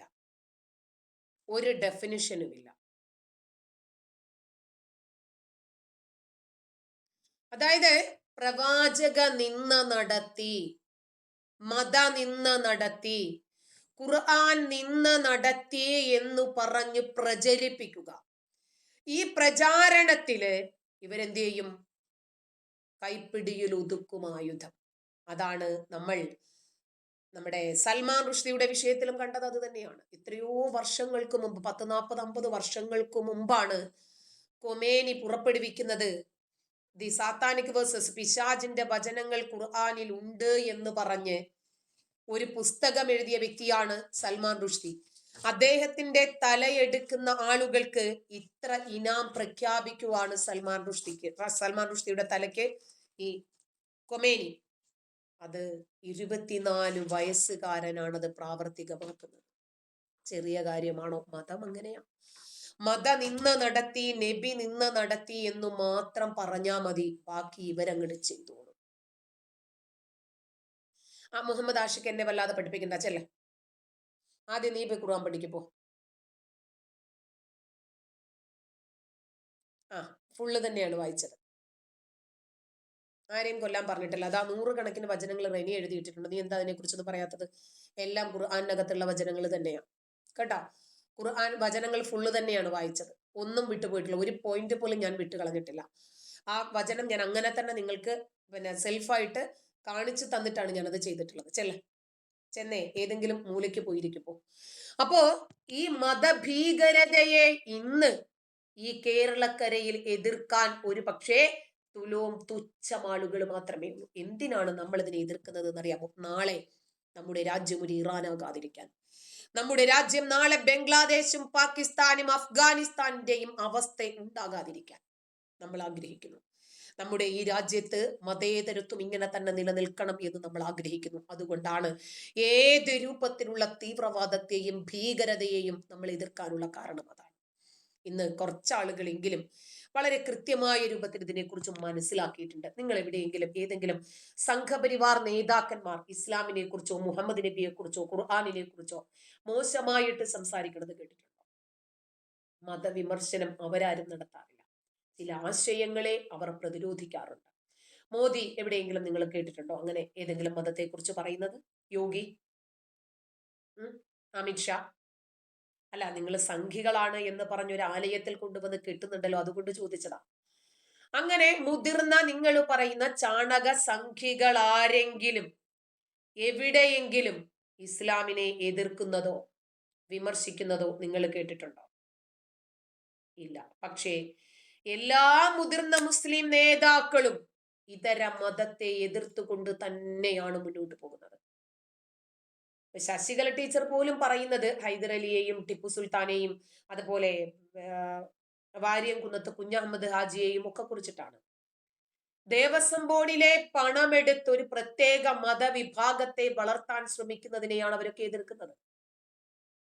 ഖുർആനിനെ കുറിച്ചിട്ടല്ല, ഹദീസിനെ കുറിച്ചിട്ടല്ല, ഇസ്ലാമിക വിശ്വാസത്തെ കുറിച്ചിട്ടല്ല, അതിന്റെ ആചാരങ്ങളെ കുറിച്ചോ അനുഷ്ഠാനങ്ങളെ കുറിച്ചോ ഇസ്ലാമിക പ്രമാണങ്ങളെ കുറിച്ചോ ഹദീസുകളെ കുറിച്ചിട്ടോ അല്ല അവർ വിമർശനം നടത്തുന്നത്. മതവിമർശനം നടത്താൻ എല്ലാവർക്കും സ്വാതന്ത്ര്യമുണ്ട്. പക്ഷേ രാഷ്ട്രീയക്കാർ അത് ചെയ്യാറില്ല. ഒരുപക്ഷെ എന്റെ തന്ത്രമായിരിക്കാം, അത് അവരുടെ കയ്യിൽ നിൽക്കത്തില്ല എന്ന് അവർക്കറിയാം. നൂപുർ ശർമ്മ മതവിമർശനം നടത്തിയപ്പോൾ എന്ത് സംഭവിച്ചവരെ പാർട്ടി കിണ്ടിയെടുത്ത് പുറത്തിട്ടു അല്ലേ? കേന്ദ്രം ഭരിക്കുന്ന ഒരു പാർട്ടി അതിന്റെ ഒരു ചെറിയ സ്ഥാനത്തെങ്കിലും ഇരിക്കുന്ന ഒരാൾ ഒരിക്കലും ഒരു മതത്തെ അങ്ങനെ പറയരുത് എന്നുള്ള ഒരു ആശയം നരേന്ദ്രമോദി അവിടെ പഠിപ്പിച്ചില്ലേ? കാരണം എല്ലാവരെയും തഴുകിയും പ്രീണിപ്പിച്ചും സുഖിപ്പിച്ചും പോകാനാണ് രാഷ്ട്രീയക്കാർ എപ്പോഴും ശ്രമിക്കാറുള്ളത്. എല്ലാ രാഷ്ട്രീയക്കാരും അതിനു വേണ്ടി തന്നെയാണ് ശ്രമിക്കാറുള്ളത്. അവര് വളരെ കാറ്റഗറി ആയിട്ടൊന്നും കാര്യങ്ങൾ പറയില്ല. ഇനിയും ചില മോഡറേറ്റർ മുസ്ലിങ്ങളായിരുന്നാലും ഇനിയും ക്രിസ്ത്യാനികളായിരുന്നാലും ഒക്കെ പല രാഷ്ട്രീയ പാർട്ടികളുമായിട്ടും ചില ആശയങ്ങളിൽ സഹകരിച്ച് പോകുന്നുണ്ട് എന്നത് ശരിയാണ്. മതവിമർശനം നടത്തുന്നത് പൊതുവിൽ യുക്തിവാദികളും നാസ്തികരും മതം വിട്ട ആളുകളും ഒക്കെ തന്നെയാണ്. ഒരുപാട് സംഘടനകളുമുണ്ട് അതിന്റെ പേരിൽ. അവർക്ക് ഒരു മതത്തെയോ ഒരു രാഷ്ട്രീയത്തെയോ ചുമക്കേണ്ടെന്ന കാര്യമില്ല. മതം രാഷ്ട്രീയത്തിൽ ഇടപെടുകയും നമ്മുടെ നിത്യജീവിതത്തിന്റെ ഭാഗമാകുകയും ചെയ്യുമ്പോഴാണ് മതവിമർശനം പലരും ഒരു തൊഴിലായി സ്വീകരിക്കുന്നത്. അല്ലാതെ നമ്മളെ ഒരു രൂപത്തിലും ബാധിക്കാത്ത ഒരു ആശയത്തെ നമ്മൾ ഇങ്ങനെ കൂലങ്കശമായിട്ട് നിരന്തരം വിമർശിക്കേണ്ട കാര്യമില്ല. ഇത് നമ്മളെ ബാധിക്കുന്നു സാരമായിട്ട്. നമ്മുടെ ജാതി മതം ഇതൊക്കെ നോക്കി ഒരു തെരഞ്ഞെടുപ്പിൽ സ്ഥാനാർത്ഥിയെ പോലും നിർണയിക്കുന്ന ഒരു സാഹചര്യം ഇപ്പൊ ഇവിടെയുണ്ട്. ഒരാളുടെ ജീവിതത്തിന്റെ നിഖില മേഖലകളിലും മതവും രാഷ്ട്രീയവും കൂട്ടിക്കലർത്തി ആ രൂപത്തിൽ ഇൻവോൾവ്ഡ് ആകുമ്പോൾ നമുക്ക് പ്രതികരിക്കേണ്ടി വരുന്നതാണ്. നിങ്ങൾക്ക് നിങ്ങളുടെ മതം ഓക്കെ ആണോ? നിങ്ങളുടെ മതം ചക്കരയാണോ? സ്വകാര്യമായിട്ട് നിങ്ങൾ നിങ്ങളുടെ മതത്തെ ഫോളോ ചെയ്തോ, പ്രശ്നമില്ല. നിങ്ങളുടെ മതവും നിങ്ങളുടെ വിശ്വാസവും നിങ്ങളുടെ ആശയവും നിങ്ങളുടെ ആദർശവും നിങ്ങളെ എന്നിലേക്ക് കൂടി കെട്ടിവെക്കാൻ ശ്രമിക്കരുത്. അത്രയുള്ള പ്രശ്നം. അങ്ങനെയാണെങ്കിലേ വിമർശിക്കേണ്ടതുള്ളൂ. ഇത് സ്വകാര്യതയാണെങ്കിൽ ആരും വിമർശിക്കേണ്ടതില്ല. പൊതുനിരത്തിൽ മുസല്ലയിട്ട് നമസ്കരിച്ചാൽ ഗതാഗതം തടസ്സപ്പെടും, നമ്മളതിനെ വിമർശിക്കും. എയർപോർട്ടിൽ നമസ്കരിക്കുന്നു, ഫ്ലൈറ്റിനകത്ത് ആളുകൾക്ക് പോകാനും വരാനും പറ്റാത്ത രൂപത്തിൽ മുസല്ലയിട്ട് നമസ്കരിക്കുന്നു, റെയിൽവേ സ്റ്റേഷനിൽ, ചന്തയില്, സ്കൂളുകളിൽ നമസ്കരിക്കാൻ സ്ഥലം വേണമെന്ന് പറഞ്ഞ് അട്ടഹാസം ഉണ്ടാക്കും. ഇതിനെയൊക്കെയാണ് നമ്മൾ എതിർക്കുന്നത്. അപ്പോ അതായത് മതവിമർശനം നടത്താൻ റൈറ്റ്സ് ഉള്ള ഒരു രാജ്യത്താണ് നമ്മൾ ജീവിക്കുന്നത് എന്നൊന്ന് മനസ്സിലാക്കണം. ഇപ്പോ നമ്മൾ പോലും മതത്തെ അത്ര കണ്ട് വിമർശിക്കുന്നില്ല എന്ന് തന്നെ പറയാം. മതത്തിനകത്തുള്ള വസ്തുതകളാണ് ഈ പറയുന്നത്. മതഗ്രന്ഥത്തിനകത്തുള്ള വസ്തുതകൾ മാത്രമേ പറയുന്നുള്ളൂ. ഖുർആൻ, ഹദീസ്, മുസ്ലിം മതപ്രഭാഷകരുടെ പ്രഭാഷണങ്ങൾ ഇതൊക്കെ തന്നെ പറയുന്നു. പിന്നെ ചില ആളുകൾക്ക് സംഘടനയും അതുപോലെ ചില രാഷ്ട്രീയവും ഒക്കെ കൂടി കലർത്തി ഇങ്ങനെയൊക്കെ കൊണ്ടുപോയാൽ മാത്രം അവരുടെ ഉപജീവന മാർഗമാണ് അതൊക്കെ. ഇനി മതവിമർശകനാണെങ്കിൽ അതൊരു ജോലിയല്ല. നമ്മൾ ഇനി ഇസ്ലാമിനെ ഒന്ന് എതിർത്ത് നോക്കിക്കേ, നമുക്കൊരു സ്വയം തൊഴിൽ ചെയ്തു പോലും ജീവിക്കാൻ പറ്റാത്ത സാഹചര്യങ്ങൾ. അത്രയ്ക്ക് മതവിശ്വാസികളുള്ള ഒരു സ്ഥലത്ത് ഒരു മതത്തെ വിമർശിക്കുന്ന ഒരാൾക്ക് സ്വൈരമായി ജീവിക്കാൻ പോലും പറ്റില്ല. വലിയ ബുദ്ധിമുട്ടാണ്. മതവിമർശനം യൂട്യൂബ് വഴിയാണെങ്കിൽ ഒരു പക്ഷെ ഒരു പരിധി വരെ പുറത്തു നിന്നുള്ള ആളുകളെങ്കിലും നമ്മളെ ഒന്ന് സപ്പോർട്ട് ചെയ്യും. അതല്ലെങ്കിൽ നിങ്ങൾക്കറിയാമോ, വലിയ ബുദ്ധിമുട്ടാണ് നമുക്ക് ഈ സമൂഹത്തിൽ ഇസ്ലാമിനെ വിമർശിച്ചിട്ട് മുന്നോട്ട് പോകുക എന്ന് പറയുന്നത്. വലിയ പ്രയാസമാണ്. നമ്മൾ പോലും അറിയാതെ നമ്മുടെ പിന്നാലെ നമ്മുടെ കാലന്മാരെത്തും. ഒരു നാസ്തികർ നടത്തുന്ന ഒരു പരിപാടിക്ക് ആരാ സ്പോൺസർ ചെയ്യുക? അതുപോലെ പൊതുവായിട്ട് കുറച്ച് ലിബറൽ ആയിട്ട് ചിന്തിക്കുന്ന ആളുകൾക്ക് മാത്രമേ അതൊക്കെ പറ്റൂ. അല്ലെങ്കിൽ ബുദ്ധിമുട്ടാണ്. മറ്റവരാരും ഇനിയിപ്പോൾ അവർക്ക് ഉള്ളില് ഇവർ പറയുന്നത് ശരിയാണ് എന്നുണ്ടെങ്കിൽ പോലും പ്രത്യക്ഷമായിട്ട് നമ്മളെ അംഗീകരിക്കാനോ നമ്മളെ ഉൾക്കൊള്ളാനോ നമ്മളെ പിന്തുണയ്ക്കാനോ അവർക്ക് കഴിയില്ല. പല ആളുകളും പറയാറുണ്ട്, നിങ്ങളുടെ വീഡിയോസ് ഒക്കെ കാണാറുണ്ട്, പക്ഷേ ലൈക്ക് അടിക്കാനും കമന്റ് ചെയ്യാനും ഒക്കെ ധൈര്യമില്ല, പേടിയാ, നിങ്ങളുടെ അത്രയും ഭയം ഇല്ല. അത്രേ ഉള്ളൂ. നമുക്ക് വേണമെങ്കിൽ ഒരു പുസ്തകം എഴുതാം, നമുക്ക് കമന്റുകളിൽ എഴുതാം, അതല്ലാതെ നമുക്ക് റൈറ്റപ്പ് ആയിട്ട് എഴുതാം, വീഡിയോ ചെയ്യാം, ഭയമില്ലെങ്കിൽ. ആരുടെയും പ്രീണനം എന്നെ സംബന്ധിച്ചിടത്തോളം എനിക്ക് ആവശ്യമില്ല. ആരെയും സുഖിപ്പിച്ച് മുന്നോട്ട് കൊണ്ടുപോകാൻ ആഗ്രഹിക്കുന്ന ആളുമല്ല ഞാൻ. എന്തിനാണ് ഇസ്ലാമിനെ മാത്രം വിമർശിക്കുന്നത്? അതിനെ കുറിച്ചാണ് കൂടുതൽ അറിയുന്നത്. കൃത്യമായിട്ടും ഈ മതം ലോകത്തെ മുഴുവനും ബാധിച്ച ഒരു ക്യാൻസർ ആയതുകൊണ്ടാണ് അത് മുറച്ചു മാറ്റേണ്ടതുണ്ട്. അതുകൊണ്ടാണ് ഹൈന്ദവ സംസ്കാരത്തിനും ക്രിസ്ത്യൻ സംസ്കാരത്തിനും അതുപോലെ ജനാധിപത്യത്തിനും ഒക്കെ ഇതൊരു വെല്ലുവിളിയാണ്. ഭാവിയിലെ വലിയ തീവ്രവാദികളെയാണ് മദ്രസ തലങ്ങളിലൂടെ ഇവർ ക്രിയേറ്റ് ചെയ്യുന്നത്. അതുകൊണ്ട് അതിനെ എതിർക്കും. ഇരുമ്പ് നിക്കറിട്ട് പൊട്ടിത്തെറിക്കാൻ യുവാക്കളെ പ്രേരിപ്പിക്കുന്ന ഒരു ആശയമാണിത്. അതുകൊണ്ട് അതിനെ എതിർക്കും. സമൂഹത്തിലേക്ക് ഇവർ പടർത്തിവിടുന്നത് അത്രയും അന്യ മനുഷ്യനെ മതം നോക്കി സ്നേഹിക്കാനും വെറുക്കാനും പഠിപ്പിക്കുന്ന ഒരു ആശയമാണ്. സാധാരണ ഹിന്ദുക്കളെ വെറുക്കാനും അവരെ മതം മാറ്റി ഇസ്ലാമിലേക്ക് കൊണ്ടുവരാനും ക്രിസ്ത്യാനികളെ വെറുക്കാനും ഒക്കെ പഠിപ്പിക്കുന്ന ഒരു ആശയമാണിത്. അതുകൊണ്ടാണ് നമ്മൾ ഇതിനെ എതിർക്കുന്നത്. ഇനി നമ്മൾ വിമർശിക്കുന്നത് ഈ സംഘികൾക്ക് ഇസ്ലാമിനെ അടിക്കാൻ ഒരു വടിയാകും എന്ന് കരുതി ഒരു കാര്യം പറയാതിരിക്കാൻ പറ്റുമോ? അവരടിക്കേണ്ടത് സംഗതിയാണെങ്കിൽ അവരടിക്കുക തന്നെ ചെയ്യും. സംശയം എന്താ? ഈ മതവിമർശനം ഇന്ന് നല്ല രൂപത്തിൽ ആളുകൾ ചെയ്യുന്നുണ്ട്. വിമർശനമാണ് എന്ന് തോന്നുന്ന വിശ്വാസികൾക്ക് മാത്രമാണ്, സത്യം മാത്രമാണിത്. ഈ മതതീവ്രതയും അതുപോലെ അന്യമത വിരുദ്ധതകളും ഒക്കെ ആയുധമാക്കിയിട്ടുള്ള ഒരു വിഭാഗം ഇസ്ലാമിസ്റ്റുകളാണ് ഇത്തരം വിഷയങ്ങളൊക്കെ ഇവിടെ ഉണ്ടാക്കിക്കൊണ്ടിരിക്കുന്നത്. സിനിമകളിലൂടെയും പാട്ടുകളിലൂടെയും ആശയങ്ങളിലൂടെയും പുതിയ പുതിയ ചിന്താരീതികളിലൂടെയും ഒക്കെ ഇവർ കടത്തിക്കൊണ്ടുവരാൻ ശ്രമിക്കുന്നത് തീവ്രവാദമാണ്. അതുകൊണ്ടാണ് അതിനെ നമുക്ക് എതിർക്കേണ്ടി വരുന്നത്. വളരെ ആശ്വാസകരമായിട്ടുള്ള മാറ്റം കേരളത്തിൽ അതുകൊണ്ട് ഉണ്ടാകുകയും ചെയ്യുന്നുണ്ട്. ഇസ്ലാം മത വിശ്വാസിയെ പൊട്ടിത്തെറിക്കാൻ പ്രേരിപ്പിക്കുമ്പോൾ സ്വാഭാവികമായിട്ടും ഇതെന്തു മതമാണ്, ഇതെന്ത് ആശയമാണ്, എന്തുവാണ് ഇവർ പഠിപ്പിക്കുന്നത് എന്ന് ആരെങ്കിലും ഒക്കെ ചോദിക്കുന്നെങ്കിൽ അത് നമ്മുടെ വിജയം തന്നെയാണ്. കാരണം ഈ മതം എന്താണ് പഠിപ്പിക്കുന്നത്? ഒരിക്കലും സമാധാനമല്ല എന്നെങ്കിലും ജനങ്ങളൊന്നും മനസ്സിലാക്കുന്നില്ലേ? പൊളിറ്റിക്കൽ ഇസ്ലാമിന്റെ ഏറ്റവും വലിയ സഹായികളായി പ്രവർത്തിക്കുന്ന പോപ്പുലർ ഫ്രണ്ടിനെയും അതുപോലെ ഹമാസിനെ പോരാളികളാണ് എന്ന് പറയുന്ന വിഭാഗവും പിന്നെ താലിബാനെ വിസ്മയമാണ് എന്ന് പറയുന്ന വിഭാഗത്തെയും ഒന്ന് മനസ്സിലാക്കാൻ കേരളക്കരയിലെ യുവാക്കൾക്ക് ഒന്ന് മനസ്സിലാകട്ടെ. ലിബറൽ ആശയക്കാർക്ക് ഇത് ഉൾക്കൊള്ളാൻ സാധിക്കും. സംഘടനാപരമായിട്ടുള്ള തർക്കങ്ങളൊക്കെ മാറ്റിവെച്ചിട്ട് യുക്തിവാദികളെയും ഇസ്ലാമിനെ വിമർശിക്കുന്നവരെയും മാത്രം പ്രതിരോധിക്കുന്നതിനു വേണ്ടി ഒരു വിഭാഗം പണ്ഡിതന്മാർ യൂട്യൂബിൽ ചാനലുകൾ ഉണ്ടാക്കി ഇറങ്ങിത്തിരിക്കുമ്പോൾ നിങ്ങൾക്ക് പറയാൻ ഖുർആൻ ആശയങ്ങളില്ലേ, ഹദീസുകളില്ലേ? അവര് പറയുന്ന ഖുർആൻ തെറ്റാണോ ശരിയാണോ എന്ന് നിങ്ങൾ പറയൂ എന്ന് പറയാൻ ബുദ്ധിയുള്ള ഒരു ജനത മുന്നോട്ട് വരുന്നെങ്കിൽ അത് മാത്രം മതി. അതാണ് നമ്മൾ എടുക്കുന്ന എഫേർട്ടിനുള്ള റിസൾട്ട്. അതേ നമ്മൾ ആഗ്രഹിക്കുന്നുള്ളൂ. കാരണം ജനങ്ങൾ ചിന്തിക്കണം. അഷ്കിനെ പറഞ്ഞു വിട്ടേരെ റെനി. അതായത് ജനങ്ങൾക്ക് ചിന്തിക്കാൻ സാധിക്കണം. തെറ്റിദ്ധാരണ പരത്തുന്നത് ഞാനല്ല, ഖുർആനാണ്. ഞാൻ ആരെയും തെറ്റിദ്ധരിപ്പിക്കാൻ ശ്രമിച്ചിട്ടില്ല. ഖുർആനിനകത്തുള്ള ആശയങ്ങൾ, ഖുർആൻ വചനങ്ങൾ ഇൻഡെക്സ് അടക്കം തന്നെയാണ് പറഞ്ഞിട്ടുള്ളത്. ഒരുപാട് വചനങ്ങൾ റെനിയും എഴുതിയിട്ടല്ലോ. മനുഷ്യനെ കൊല്ലാൻ പറയുന്ന വചനങ്ങൾ ഖുർആനിൽ ഉണ്ട് എന്ന് ഖുർആൻ തന്നെ സമ്മതിച്ചിട്ടുണ്ട്. ഖുർആനിനകത്ത് നിന്ന് തന്നെയാണ് ഈ വചനങ്ങൾ എടുക്കുന്നത്. അന്യമതസ്ഥരെ കൊണ്ടുപോകുമ്പോൾ, മദിയത്ത് കൊണ്ടുപോകുമ്പോൾ എഴുന്നേറ്റ് നിന്നത് എന്തിനാണെന്ന് അറിയാമോ? അവൻ എന്നേക്കാൾ ഉയരെ അവൻ വരരുത് എന്നുള്ളത് കൊണ്ടാണ്. അല്ലാതെ മയ്യത്തിനെ ബഹുമാനിച്ചത് കൊണ്ടോ സ്നേഹിച്ചത് കൊണ്ടോ ഒന്നുമല്ല കേട്ടോ. നിങ്ങൾ മദ്രസയിൽ മാത്രം പഠിച്ചിട്ടുള്ളത് പോലെ തന്നെയാണ്. ശരി, മതം വളർന്നോട്ടെ. ഞാൻ പറയുമ്പോൾ മതം വളരുന്നെങ്കിൽ പിന്നെ നിങ്ങൾ അതിനകത്ത് സന്തോഷിക്കുകയല്ലേ ചെയ്യേണ്ടത്. നിങ്ങൾ എന്തിനാണ് എന്റെ കമന്റ് ബോക്സിൽ വന്നിട്ട് കുരു പൊട്ടിക്കുന്നത്? ഞാൻ ഇസ്ലാമിനെ വിമർശിക്കുമ്പോൾ നിങ്ങളുടെ ഇസ്ലാം വളരുന്നുണ്ടെങ്കിൽ നിങ്ങൾ സന്തോഷിക്കുകയാണ് ചെയ്യേണ്ടത്. ഇതിനകത്ത് വന്നിട്ട് നിങ്ങൾ കുരുക്കൾ പൊട്ടിക്കണ്ട. നിങ്ങൾക്ക് സന്തോഷമല്ലേ ആകുന്നത്? ഞാൻ കാരണം നിങ്ങളുടെ മതം അത്രയെങ്കിലും വളരുന്നില്ലേ? അത് വളരാൻ ഞാൻ സഹായകമാകുന്നെങ്കിൽ നിങ്ങൾ അങ്ങോട്ട് സന്തോഷിക്കുക. അത്രേ ഉള്ളു കാര്യം. നോക്കണം, ഓരോ മനുഷ്യനും ഒരു ദിവസം 17 റക്അത്ത് നമസ്കാരത്തില് തുടിക്കുന്ന ഹൃദയത്തിന് മുകളിൽ കൈവച്ചുകൊണ്ട് പറയുന്ന എന്താണെന്ന് അറിയാമോ? അല്ലാഹുവേ, ആ ബഹുദൈവ വിശ്വാസികൾ, യഹൂദർ, ക്രിസ്ത്യാനികൾ, പഠിച്ചോനെ നീ ശപിച്ച, നീ വഴിപിഴപ്പിച്ച വിഭാഗത്തിൽ നീ എന്നെ ഉൾപ്പെടുത്തരുതേ അല്ലാ. 5 നേരം ഉച്ചയും കുത്തി മറിഞ്ഞിട്ട് വിളിച്ചു പറയുന്നതാണ്. ജാമിയ തിർമിദി എന്ന് പറയുന്ന ഗ്രന്ഥം 2954 ഹദീസ്, അമാനി മൗലവിയുടെ തഫ്സീർ എടുത്തൊന്ന് വായിക്കുക. 17 തവണ പറയുന്ന 1-ാം അധ്യായമായ സൂറത്തുൽ ഫാത്തിഹയിലെ അവസാനത്തെ വചനം. ഖുർആൻ 9-30 വചനം ഒന്ന് നോക്കണം. ഉസൈർ എന്ന പ്രവാചകൻ ദൈവപുത്രനാണ് എന്ന് പറഞ്ഞ് രംഗത്ത് വന്നത്രേ. യഹൂദന്മാര് പറഞ്ഞത്രേ മിശിഹ ആണ്, ദൈവപുത്രനാണ്. ക്രിസ്ത്യാനികൾ പറഞ്ഞു. അതവരുടെ വായ കൊണ്ട് പറയുന്നതാണ്. അള്ളാഹു അവരെ ശപിച്ചിരിക്കുന്നു. അപ്പൊ മുഹമ്മദിനെ നബിയാണ് എന്ന് പറയുന്നവരെ ശപിക്കാൻ ആരെങ്കിലും ഇല്ല. അതുപോലെ ഒരു ഹദീസ് ഉണ്ട്, നബി പറയുന്നു, തീർച്ചയായും നിങ്ങൾ ജൂതന്മാരോട് യുദ്ധം ചെയ്യുക തന്നെ വേണം. ഇപ്പോൾ അവരെ നിങ്ങൾ വധിച്ചു കളയുകയും ചെയ്യും. ഒരു കല്ല് പറയും, ഹേ മുസ്ലിം, ഇതാ ഒരു ജൂതൻ, വരൂ അവനെ വധിക്കൂ. മുസ്ലിം റിപ്പോർട്ട് ചെയ്യുന്നതാണ് 2921 ഹദീസ്. ഇനി വേണമെങ്കിൽ എത്ര തെളിവ് വേണമെങ്കിലും തരാം. ക്രിസ്ത്യാനികളെയും ജൂതന്മാരെയും ഒക്കെ അള്ളാഹുവിന്റെ ഇത്രയും വെറുക്കാൻ കാരണം നബിയും.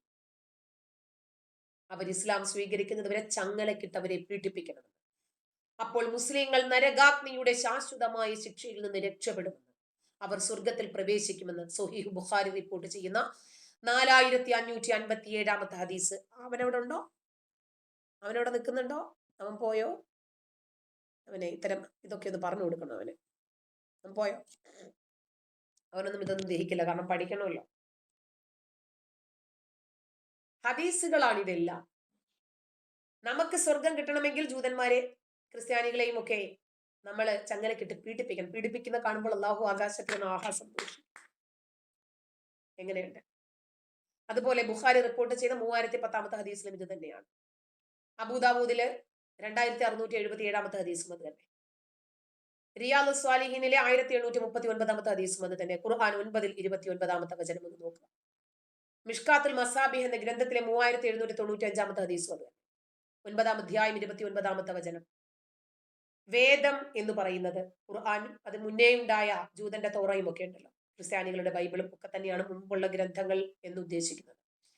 ആ വേദം നൽകപ്പെട്ടവരുടെ കൂട്ടത്തിൽ അള്ളാഹുവിലും അന്ത്യദിനത്തിലും വിശ്വസിക്കാതിരിക്കുകയും അള്ളാഹുവും അവന്റെ ദൂതനെ നിഷിദ്ധമാക്കിയത് നിഷിദ്ധമായി ഗണിക്കാതിരിക്കുകയും സത്യമതത്തെ മതമായി സ്വീകരിക്കാതിരിക്കുകയും ചെയ്യുന്നവരോട് നിങ്ങൾ യുദ്ധം ചെയ്യണം. അവർ കീഴടങ്ങിക്കൊണ്ട് കയ്യോടെ കപ്പം കൊടുക്കുന്നത് വരെ. മറ്റവൻ പോയല്ലേ? അവനതൊന്നും ദഹിക്കത്തില്ല, അവൻ പോയി. ഉണ്ടോ? അല്ല, മുഹമ്മദ് ആഷിഖ് എല്ലാ മതത്തെയും ബഹുമാനിച്ചു, ഞാൻ ഇസ്ലാമിനെ ബഹുമാനിക്കുന്നില്ല. കാരണം ഇസ്ലാം അന്യ മനുഷ്യന്റെ കഴുത്തെടുക്കാനെന്നാണ് പറയുന്നത്. അതേ പറഞ്ഞിട്ടുള്ളൂ. അതേ പൊതുജനം ഇവരെ കൈകാര്യം ചെയ്യേണ്ടുന്ന സമയം അതിക്രമിച്ചിട്ടുണ്ട് കിങ് ഓഫ്, യാതൊരു സംശയവുമില്ല. ഇനി ജനങ്ങളത് മനസ്സിലാക്കുമെന്നേ. ഖുർആൻ പറയുന്നതും പ്രവാചകൻ പഠിപ്പിക്കുന്നതും വെച്ചിട്ടാണ് ജനങ്ങൾ ഇങ്ങനെ മനുഷ്യനെ കൊല്ലാൻ തെരഞ്ഞെടുക്കുന്നത്. എന്തിനാണ്? അവര് ക്രിസ്ത്യാനികളാണെങ്കിൽ അവരുടെ വിശ്വാസം അനുസരിച്ച് അവർ മുന്നോട്ട് പോയിക്കോട്ടെ. എന്തിനാ അവരെ കൊല്ലുന്നത്? അവരുടെ കയ്യിൽ നിന്ന് നികുതി വാങ്ങി ജീവിക്കണമെന്ന് എന്തിനാ ഇസ്ലാം പറയുന്നത്? ശരിയാണോ അത്? അമുസ്ലിമായിട്ടുള്ള അയൽവാസിയോട് രൂക്ഷമായിട്ട് പെരുമാറണം, യുദ്ധം ചെയ്യണമെന്ന് ഖുർആൻ പറയാം 9-123 തൗബ. സത്യവിശ്വാസികളെ, നിങ്ങളുടെ അടുത്ത് താമസിക്കുന്ന സത്യനിഷേധികളോട് നിങ്ങൾ യുദ്ധം ചെയ്യണം. അവർ നിങ്ങളിൽ രൂക്ഷത കാണണം, ഭീകരത കണ്ടെത്തണം. ആ ഭീകരത കണ്ടെത്തുന്നതിൽ നിങ്ങൾ സൂക്ഷ്മത പാലിക്കണം. എന്നാൽ നിങ്ങളോടൊപ്പമാണ് പടച്ചോണെന്ന് ഖുർആൻ പറയും. ഇനി 9-ാം അധ്യായത്തിൽ 5-ാമത്തെ വചനം എടുത്താൽ ആ വിലക്കപ്പെട്ട മാസങ്ങൾ കഴിഞ്ഞാൽ ബഹുദൈവ വിശ്വാസികളെ, ക്രിസ്ത്യാനികളും ബഹുദൈവ വിശ്വാസികളും ഒക്കെ ഉണ്ടല്ലോ, കണ്ടടത്ത് വെച്ചിട്ട് പെരടി കാച്ചിക്കോളാം. 9-ാം അധ്യായം 5-ാമത്തെ വചനം, ഖഡ്ഗസൂത്രം. 8-ാം അധ്യായത്തിലെ 39 കുഴപ്പമില്ലാതാകുകയും മതം മുഴുവനും അള്ളാഹുവിന് വേണ്ടിയാകുകയും ചെയ്യുന്നതുവരെ നിങ്ങൾ അവരോട് യുദ്ധം ചെയ്യണം. മുസ്ലിങ്ങൾ ജൂതന്മാരോട് യുദ്ധം ചെയ്യണം, മുസ്ലിങ്ങൾ അവരെ കൊല്ലണം. അങ്ങനെ ചെയ്തിട്ടില്ലെങ്കിൽ അവസാന മണിക്കൂർ വരില്ല, ലോകാവസാനമേ. ജൂതന്മാർ ഒരു കല്ലിന്റെയോ മരത്തിന്റെയോ ഒക്കെ പിന്നിൽ ഒളിക്കും. അപ്പൊ കല്ലും മരവും ഒക്കെ പറയും, ഇവിടെ ജൂതനുണ്ടാവെന്ന്, കൊന്നിട്ട് പൊയ്ക്കോടാന്ന് പറയുമെന്ന്. ഞാൻ പറയുന്നൊന്നും അല്ല കേട്ടോ. മുസ്ലിം റിപ്പോർട്ട് ചെയ്യുന്ന 2922 ഹദീസ്. ഇങ്ങനെ എത്ര വേണം തെളിവ്? അനേകം തെളിവുകളുണ്ട്. ഇതൊക്കെ ഖുർആനും ഹദീസുമാണ് കേട്ടോ. നിങ്ങൾ ഖുർആനിനെ കുറിച്ചും ഹദീസിനെ കുറിച്ചും പറയുമ്പോൾ ഇതൊക്കെ ഒന്ന് മനസ്സിലാക്കിയിട്ട് വേണം ഇങ്ങോട്ട് എഴുതാൻ. അതല്ലെങ്കിൽ ഇതൊക്കെ ഞങ്ങൾ പബ്ലിക്കിൽ എടുത്തിട്ട് അങ്ങോട്ട് അലക്കും. അപ്പോ ഈ ആശയം ഇങ്ങനെയാണ്, ഇതാണ് നമ്മൾ പറയുന്നത് കേട്ടോ. അപ്പൊ ഈ ആശയം പിൻപറ്റുന്ന ഒരു വിഭാഗം ആളുകളാണ് ഇന്ത്യയെ കീഴടക്കണം എന്ന് പറഞ്ഞ് ഇറങ്ങി തിരിച്ചിട്ടുള്ളത്. ഈ ഇന്ത്യക്കകത്തിരുന്ന് തന്നെ ഇന്ത്യയുടെ ജനാധിപത്യവും മതേതരത്വവും അനുഭവിച്ചിട്ട് ഈ രാജ്യത്തിനെതിരെ തിരിയുന്ന ആളുകൾ അവരാണ്. സ്റ്റേറ്റ് ഓഫ് ഖുറൈസാന്റെ വോയിസ് ഓഫ് ഖുറൈസാൻ ആ മാസികയിൽ അവർ കഴിഞ്ഞ വർഷം മോദിയുടെയും ഇന്ത്യയുടെ ഒക്കെ ചിത്രങ്ങൾ വെച്ചിട്ട് ഒരു പതിപ്പ് ഇറക്കിയിട്ടുണ്ടായിരുന്നു. അപ്പൊ അതിൽ അവർ കൃത്യമായിട്ട് പറയുന്നത് ഇന്ത്യയിലെ ബഹുദൈവ ആരാധകരെ ഒരുങ്ങിയിരുന്നോളൂ, മുഹമ്മദ് ഗസ്നിയെ വീണ്ടും നേരിടാൻ നിങ്ങൾ ഒരുങ്ങിക്കോളും. അതായത് ഇവരെ സംബന്ധിച്ചിടത്തോളം ആ മധ്യകാലത്തുണ്ടായ ഇന്ത്യയിലേക്ക് ഇവരുടെ അധിനിവേശം കൊണ്ട് അവർ ഈ പ്രവചനം അല്ലെങ്കിൽ ഹദീസിൽ എഴുതിയിരിക്കുന്ന ഈ വാക്കുകൾ പൂർത്തീകരിക്കപ്പെട്ടില്ല. കാരണം അത് ഇന്ത്യയുടെ ചില ഭാഗങ്ങൾ മാത്രമാണ് അവർക്ക് അന്ന് കീഴടക്കാൻ കഴിഞ്ഞത്. അതിനുശേഷം അവർക്ക് പിൻവലിയേണ്ടി വന്നു. അപ്പോൾ ഇവരെ സംബന്ധിച്ചുള്ള വലിയൊരു സ്വപ്നമാണ് ഹദീസിൽ എഴുതപ്പെട്ടിരിക്കുന്ന പോലെ ഇന്ത്യയെ പൂർണ്ണമായിട്ടും ഇസ്ലാമവൽക്കരിക്കുക, ഇസ്ലാമിന്റെ അധീനതയിലേക്ക് കൊണ്ടുവരിക. ഈ ഒരു ആശയമാണ്. റെനി, ആ മുഹമ്മദ് ആഷിഖിന് നമ്മുടെ നമ്പർ എന്നിട്ട് കൊടുത്തേ, ഒന്ന് വിളിച്ചടാ നീ. എന്നിട്ട് വിളിച്ചിട്ടേ ഈ പറയുന്നത് ഖുർആൻ നുണയാണെന്ന് നീ സമ്മതിച്ചാലും ഇത് തന്നെ ഞാനും പറയുന്നത്, ഇത് തന്നെ ഞങ്ങളും പറയുന്നത്. ഖുർആനും ഹദീസുമാണ് കൃത്യമായിട്ട് ഞാൻ ഈ പറഞ്ഞതെല്ലാം ഇൻഡെക്സ് അടക്കം പറഞ്ഞിട്ടുണ്ട്. പണ്ഡിതന്മാര് കേട്ടാൽ അവർക്ക് മനസ്സിലാകുകയും ചെയ്യും. നിനക്കത് അറിയാത്തതിന് ഇപ്പൊ ഞാൻ എന്ത് ചെയ്യാനാണ്? നിനക്ക് വേണ്ടിയിട്ടാണ് ഞാനിപ്പോ ഇത്രയും ഖുർആൻ വചനങ്ങളും ഹദീസ് വചനങ്ങളും ഇൻഡെക്സ് അടക്കം പറഞ്ഞത്. പോടാ, ശല്യം ചെയ്യാതെ ചെല്ലാം. കൃത്യമായിട്ട് ഇന്ത്യക്കെതിരെ ഉപയോഗിച്ചുകൊണ്ടിരിക്കുന്നത്. നമുക്ക് ഒരു ഉദാഹരണത്തിന് ഇപ്പൊ ഇന്ത്യയിലുള്ള യുവാക്കളോടൊക്കെ പോയിട്ട് പാകിസ്ഥാനിലെ ജനങ്ങളെ പോയി കൊല്ലാൻ പറഞ്ഞു കഴിഞ്ഞാൽ ആര് പറഞ്ഞാലും ഇന്ത്യയിൽ നിന്ന് ഒരു മനുഷ്യൻ പോലും പുറത്തേക്ക് പോകത്തില്ല. കാരണം അവർക്ക് അതിന് കൃത്യമായിട്ടുള്ള പഠനമോ കൃത്യമായിട്ടുള്ള ഒരു മോട്ടീവോ കൃത്യമായ ഒരു അടിസ്ഥാനം ഉണ്ടാവണം. നമ്മുടെ ഇന്ത്യൻ സൈന്യം പാകിസ്ഥാനെതിരെ യുദ്ധം ചെയ്യും, അത് വേറെ വിഷയം. പാകിസ്ഥാൻ സൈന്യം ഇന്ത്യക്കെതിരെ യുദ്ധം ചെയ്യും, അതല്ല ഞാൻ ഇവിടെ പറയുന്നത്. വെറും സാധാരണക്കാരായ മുസ്ലിം പയ്യന്മാരെ ഇന്ത്യക്കെതിരെ തിരിക്കണമെങ്കിൽ, ഇന്ത്യയിലെ ബഹുദൈവാരാധകർക്കെതിരെ തിരിക്കണമെങ്കിൽ അവരുടെ ഉള്ളിൽ അവരുടെ ഒരു മതവികാരത്തെ കൃത്യമായിട്ട് അവർ ചൂഷണം ചെയ്യുന്നുണ്ട്. മതത്തിന്റെ പഠനങ്ങളായിട്ട് അവർ കാര്യങ്ങൾ പഠിപ്പിച്ചു കൊടുക്കുന്നുണ്ട്. ഈ പഠനത്തിന്റെ അടിസ്ഥാനത്തിൽ ഇന്ത്യക്കെതിരെ യുദ്ധം ചെയ്ത് കഴിഞ്ഞാൽ അവർക്ക് കിട്ടാൻ പോകുന്ന റിവാർഡുകളെ കുറിച്ച് അവർ കൃത്യമായിട്ടുള്ള ടീച്ചിങ് കൊടുക്കുന്നുണ്ട്. ഇത് തന്നെയാണ് ഹമാസ് ചെയ്യുന്നത്. ജൂതൻ കൊല്ലപ്പെടേണ്ടവനാണ് എന്നൊരു ആശയമാണ് ഹമാസ് അവിടെയുള്ള ജനത്തിനും അവരുടെ പോരാളികൾക്കും അവരുടെ കൊച്ചു കുട്ടികൾക്ക് വരെ കൊടുത്തുകൊണ്ടിരിക്കുന്നത്. അപ്പോൾ ഇങ്ങനെ ഒരു ആശയം, ഈ ആശയം ഇല്ലാതാകുന്നത് വരേക്കും ഇന്ത്യക്കെതിരെ ലോകത്തിന്റെ വിവിധ ഭാഗങ്ങളിൽ നിന്ന് തീവ്രവാദികളായ മുസ്ലിങ്ങൾ ഇന്ത്യക്കെതിരെ യുദ്ധം ചെയ്തുകൊണ്ടിരിക്കും. അതോടൊപ്പം തന്നെ ഇപ്പോൾ ജോർജ് സൂചിപ്പിച്ച ആ ഭീകരർ ചെയ്തതുപോലെ അവർ കൃത്യമായിട്ട് ചെയ്തതാണ് ഇന്ത്യയിലെ മുസ്ലിങ്ങളെ ഇന്ത്യയിലെ അമുസ്ലിങ്ങൾക്കെതിരെ, കാഫറുകൾക്കെതിരെ തിരിക്കുക. 2, ഇന്ത്യ ഗവൺമെന്റിനെതിരെ ഇന്ത്യയിലെ ജനത്തെ തിരിക്കുക. 3, ഇന്ത്യയിൽ ഇസ്ലാമിക ഖിലാഫത്ത് സ്ഥാപിക്കുക. ഇതായിരുന്നു അവരുടെ ലക്ഷ്യം എന്ന് കണ്ടെത്തിയിട്ടുണ്ട്. അപ്പോൾ ഈ ഗസ്വ ഇ ഹിന്ദ് വളരെ അപകടകരമായ ഒരു പഠനമാണ്. ഈ പഠനം നിലനിൽക്കുന്നിടത്തോളം കാലം ഈ പഠനം ഉള്ളിലുള്ള തീവ്ര ആശയക്കാർ ലോകത്ത് എവിടെയുണ്ടോ അത് ഇന്ത്യക്ക് അപകടമാണ്. കാരണം അവർ അവസരത്തിനായിട്ട് കാത്തിരിക്കുകയാണ്, അവർ അതിനുവേണ്ടിയിട്ടുള്ള ഒരുക്കങ്ങൾ നടത്തുകയാണ്. ഇസ്ലാമിക് സ്റ്റേറ്റ് ഓഫ് ഖുറൈസാൻ ആയിക്കോട്ടെ, 21 ഊരിയ വാള് അറബിക്കടലിൽ എറിഞ്ഞിട്ടില്ല, തേച്ചു മിനുക്കാൻ മടിയില്ല. എന്താണ് അതിന്റെ അർത്ഥം? ഒരു വിശുദ്ധ യുദ്ധത്തിന് വേണ്ടിയിട്ട് അവർ തയ്യാറെടുത്തിരിക്കുക. പഹൽഗാം ഭീകരാക്രമണ സമയത്ത് ഇവിടെ ഇരുന്നൊരു മുഹമ്മദ് സനൂഫ് എന്താ പറഞ്ഞത്? വിശുദ്ധ യുദ്ധത്തിന് വേണ്ടി ഞങ്ങൾ ഇരുമ്പ് നിക്കറിട്ടിട്ട് സുന പൊതിഞ്ഞ് കാത്തിരിക്കുവാണെന്ന് പൊട്ടിത്തെറിക്കാൻ. അൽ ഖ്വയ്ദ ആയിക്കോട്ടെ, പാകിസ്ഥാൻ ഭീകരവാദികളായിക്കോട്ടെ, ആരുമായിക്കോട്ടെ, അവരെല്ലാവരും ഇന്ത്യയെ ടാർഗറ്റ് ചെയ്തിരിക്കുന്നത് ഈ പഠനത്തിന്റെ അടിസ്ഥാനത്തിലാണ്. അതായത് പാകിസ്ഥാന്റെ ശത്രുരാജ്യമായിട്ട് ഇന്ത്യയെ കണ്ടതുകൊണ്ട് മാത്രമല്ല അവർ ഇത് ചെയ്യുന്നത്. നമുക്കറിയാം, നമ്മുടെ നാട്ടിലുള്ള പലരും ആരാധിക്കുന്ന പാകിസ്ഥാന്റെ ഒരു ക്രിക്കറ്റുകാരുണ്ട്, ഷോയിബ് അക്തർ, റാവൽപിണ്ടി എക്സ്പ്രസ്. അദ്ദേഹത്തിന്റെ ഒരു വീഡിയോ കഴിഞ്ഞ വർഷങ്ങളിൽ വൈറലായിരുന്നു. അതിൽ ഇതേ വാക്ക് തന്നെയാണ് അദ്ദേഹം ഉപയോഗിച്ചത്. ഗസ്വ ഇ ഹിന്ദ്, ഇന്ത്യക്കെതിരായുള്ള സായുധമായ ജിഹാദി ആക്രമണത്തെ കുറിച്ച് അദ്ദേഹം ഒരു വീഡിയോ ചെയ്തിട്ടുണ്ട്. ആ വീഡിയോയിൽ അദ്ദേഹം കൃത്യമായിട്ട് പറയുന്നുണ്ട്, ഈ പറഞ്ഞ പ്രദേശങ്ങളിൽ നിന്നുള്ള സൈന്യം ആദ്യം കാശ്മീർ പിടിച്ചെടുക്കും, കാശ്മീരിൽ നിന്ന് അവർ ഇന്ത്യയെ 4 വശത്തു നിന്നും വളയും, ഇന്ത്യ കീഴടക്കി ഇന്ത്യയെ ഇസ്ലാമിക രാജ്യമാക്കും എന്ന് പറയുന്നുണ്ട് അദ്ദേഹം. അതോടൊപ്പം തന്നെ ചേർത്ത് പറഞ്ഞൊരു വാക്കുണ്ട്, ക്രിക്കറ്റിനും കലയ്ക്കും അതിരുകളില്ല, ഗസ്വ ഇ ഹിന്ദിന് ശേഷം ഇന്ത്യക്ക് അതിരുകളില്ല. ഇതിനുശേഷം പിന്നീട് നടന്ന ഒരു അഭിമുഖത്തിൽ ഇതിനെക്കുറിച്ച് അദ്ദേഹം വിശദീകരിക്കുന്നുണ്ട്. ഇത് ഞാൻ പറയുന്നതല്ല, ഇത് ഹദീസിൽ പറയുന്നതാണ്. ഹദീസിൽ പറഞ്ഞിട്ടുണ്ടെങ്കിൽ അത് നടന്നിരിക്കും, അത് മാത്രമേ ഞാൻ പറഞ്ഞിട്ടുള്ളൂ. അതായത് സായുധ ജിഹാദിലൂടെ ഇന്ത്യ കീഴടക്കും എന്ന് പറഞ്ഞു കഴിഞ്ഞാൽ അത് നടന്നിരിക്കും. ഇതാണ് അവർ വിശ്വസിക്കുന്നത്. ഇതിനെതിരെ ഈ ഗസ്വ ഇ ഹിന്ദിനെതിരെ ഖുർആനിന്റെ ആത്യന്തികമായ ലക്ഷ്യം എന്താണ്? ഇസ്ലാമിക രാഷ്ട്രം സ്ഥാപിക്കുക. ഭൂമിയിൽ മുസ്ലിങ്ങൾ മാത്രം മതി, അമുസ്ലിങ്ങളെ കൊന്നൊടുക്കുക. അതുവഴി അല്ലാഹു അക്ബർ എന്നും മാത്രമേ ധ്വനി മുഴങ്ങാൻ പാടുള്ളൂ. ഇതാണ് ഇസ്ലാം മുന്നോട്ട് വെക്കുന്ന ആശയം. ഈ ഇസ്ലാമിന് വേണ്ടിയാണ് മനുഷ്യൻ മനുഷ്യനെ തന്നെ കൊന്നൊടുക്കുന്നത്. നിങ്ങൾ പറ, എന്തിനാണ് ഐസിസ് ക്രിയേറ്റഡ് ആയത്? ഐസിസ് എന്ന ഭീകര സംഘടനയുടെ ലക്ഷ്യം എന്താണ്? ലഷ്കർ ഇ തൊയ്ബ എന്തിനാണ്? അൽ ഖ്വയ്ദ, നമുക്കറിയുന്നതും അറിയാത്തതുമായിട്ടുള്ള നൂറുകണക്കിന് തീവ്രവാദ സംഘടനകളുടെ ലക്ഷ്യം എന്താണ്? ആ ലക്ഷ്യം ലോകം മുഴുവനും ഇസ്ലാമിന്റെ കാൽ കീഴിൽ കൊണ്ടുവരിക എന്നുള്ളത്. ഇസ്ലാമിന്റെ കാൽ കീഴിൽ കൊണ്ടുവരണം. മുസ്ലിങ്ങൾ മാത്രം മതി. അള്ളാഹുവിന്റെ വായു, അള്ളാഹുവിന്റെ വെള്ളം, അള്ളാഹുവിന്റെ ഭൂമി, ഇതാണ് ഇവരുടെ ലക്ഷ്യം. ഈ ലക്ഷ്യത്തിനു വേണ്ടി ഇവർ പ്രവർത്തിക്കുമ്പോൾ ഈ രാജ്യത്തിനു വേണ്ടി പ്രവർത്തിക്കാൻ ഇവർക്ക് പറ്റില്ല. ജമാഅത്തെ ഇസ്ലാമിയുടെ ആശയങ്ങൾ എടുത്താലും ശരി, അവരെന്താ മുന്നോട്ട് വെക്കുന്നത്? ഇസ്ലാമിക രാഷ്ട്രം, പൊളിറ്റിക്കൽ ഇസ്ലാമിന്റെ അജണ്ടയാണ് അവർ. രാഷ്ട്രീയ ഇസ്ലാമിനെ സ്ഥാപിക്കാൻ അവർ രാഷ്ട്രീയത്തിൽ മത്സരിച്ച് അവർ അങ്ങനെ ഭരണം പിടിച്ച് ഇസ്ലാമിക ഭരണത്തിന്റെ കീഴിലാക്കാനാണ് അവർ ശ്രമിക്കുന്നത്.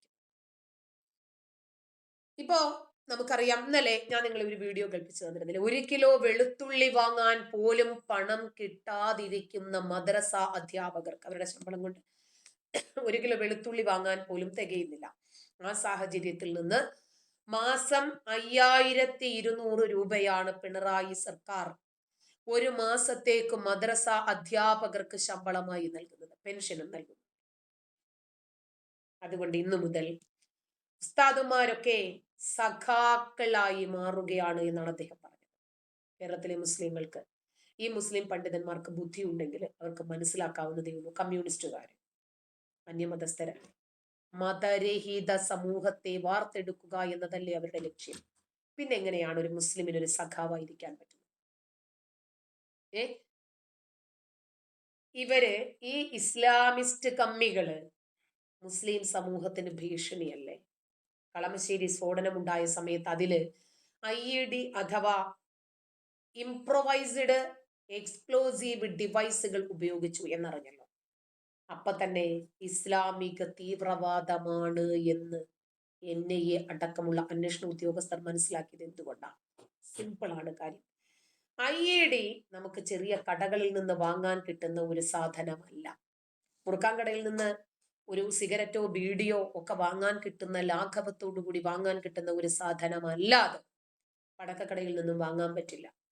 പൊതുവെ ഇസ്ലാമിക ഭീകരവാദികൾ ഉണ്ടാക്കുന്ന ഹോം മെയ്ഡ് ബോംബുകളെയാണ് IED അഥവാ ഇംപ്രൊവൈസ്ഡ് ബോംബുകൾ നമുക്കറിയാമല്ലോ. അപ്പം അതൊക്കെ ഏതാണ്ട് NIA അടക്കമുള്ള അന്വേഷണ ഉദ്യോഗസ്ഥർ മനസ്സിലാക്കിയിട്ടുണ്ട്.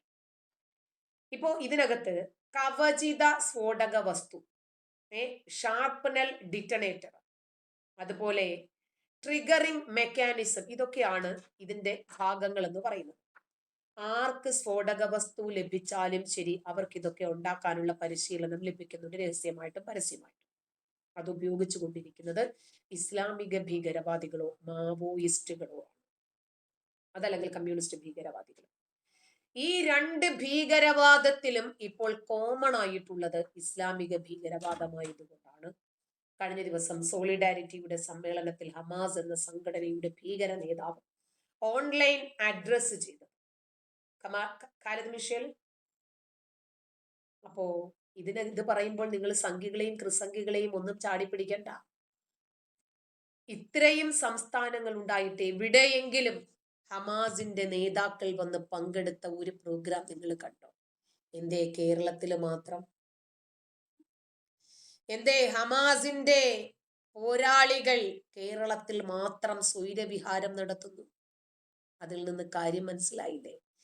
അവർക്ക് അവരുടെ തീവ്രവാദവും ഭീകരവാദവും രാജ്യവിരുദ്ധതകളും ഏറ്റവും കൂടുതൽ പ്രചരിപ്പിക്കാൻ പറ്റിയ നാട് കേരളമാണ്. അതവർക്ക് മനസ്സിലായതുകൊണ്ട് അവർക്ക് അനുകൂലമായിട്ടൊരു സാഹചര്യമാണ് ഇവിടെ ഒരുക്കുന്നത് എന്ന് അവർക്ക് അറിയുന്നത് കൊണ്ട് അതിൽ തീവ്രവാദ സ്വഭാവമുള്ളവരെ മാത്രമേ നമ്മൾ കാണുന്നുള്ളൂ. മറ്റുള്ളവരെ ഒന്നും നമ്മൾ ഇതിനകത്തേക്ക് വലിച്ചെടുക്കുന്നില്ല. അപ്പോൾ ലിബറൽ ആശയക്കാരാണെന്ന് പറഞ്ഞ് കമ്മികളുടെ കൂടെ കൂടുന്ന മുസ്ലിങ്ങൾ ചില കാര്യങ്ങളൊന്നും മനസ്സിലാക്കണം. ആരാണ് വർഗീയവാദികൾ?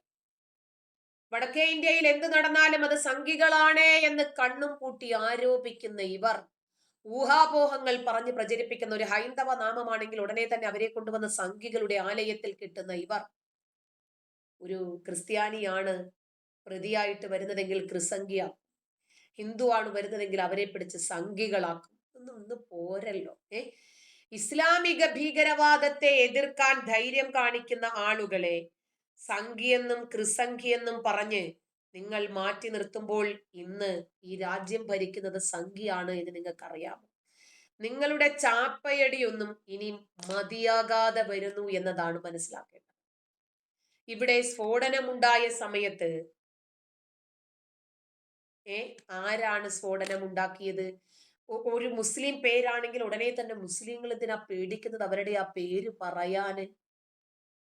ഇസ്ലാമിസ്റ്റുകളെ സംശയിക്കുന്നു, അയ്യോ ഞങ്ങളെ ഇവര് സംശയിക്കുന്നു. നമ്മൾ അത്ര വലിയ നല്ല പുള്ളികളാണല്ലേ നമ്മളെ സംശയിക്കാൻ പാടില്ലാത്ത? ഇസ്ലാമോ ഫോബിക് എന്ന് പറയുന്നു. ഇസ്ലാമിൽ ഫോബിയ ഇല്ലപ്പാ. ഇസ്ലാമിനകത്ത് ഫിയറേ ഉള്ളൂ. അടിമുട്ടി കപടതയാണ് ഇവരുടെ മെയിൻ. ഹമാസും താലിബാനെയും ഒക്കെ പ്രോത്സാഹിപ്പിക്കുന്ന ഇവർ ആഗ്രഹിക്കുന്നതും ഇത് തന്നെയാണ്. അമുസ്ലിങ്ങളോട് ഒരു രൂപത്തിലും സഹകരിക്കരുത്. അമുസ്ലിങ്ങളെ ഇല്ലാതാക്കണം. അമുസ്ലിം ഉന്മൂലനമാണ് ഇവരുടെ ലക്ഷ്യം. സോഷ്യൽ മീഡിയയിലൂടെ ഇവർ പ്രചരിപ്പിക്കുന്നതും ഇത് തന്നെയാണ്. ഇവിടെ ലിബറൽ ഇല്ല, മാനവികതയില്ല. അങ്ങനെ ആ പേര് കിട്ടണമെങ്കിൽ ഇവർ മറ്റേ ആലയങ്ങളിൽ പോയി നിൽക്കണം. ഒരു പോസ്റ്റ് ഇടും, എന്ത് ഞാൻ ഭയങ്കര മാനവികനാണ് കേട്ടോ. അപ്പോൾ സോഷ്യൽ മീഡിയയിൽ ഒരു 2000 ലൈക്ക്. ആഹാ, ഭയങ്കര ഇൻഫ്ലുവൻസേഴ്സ് ആണ്.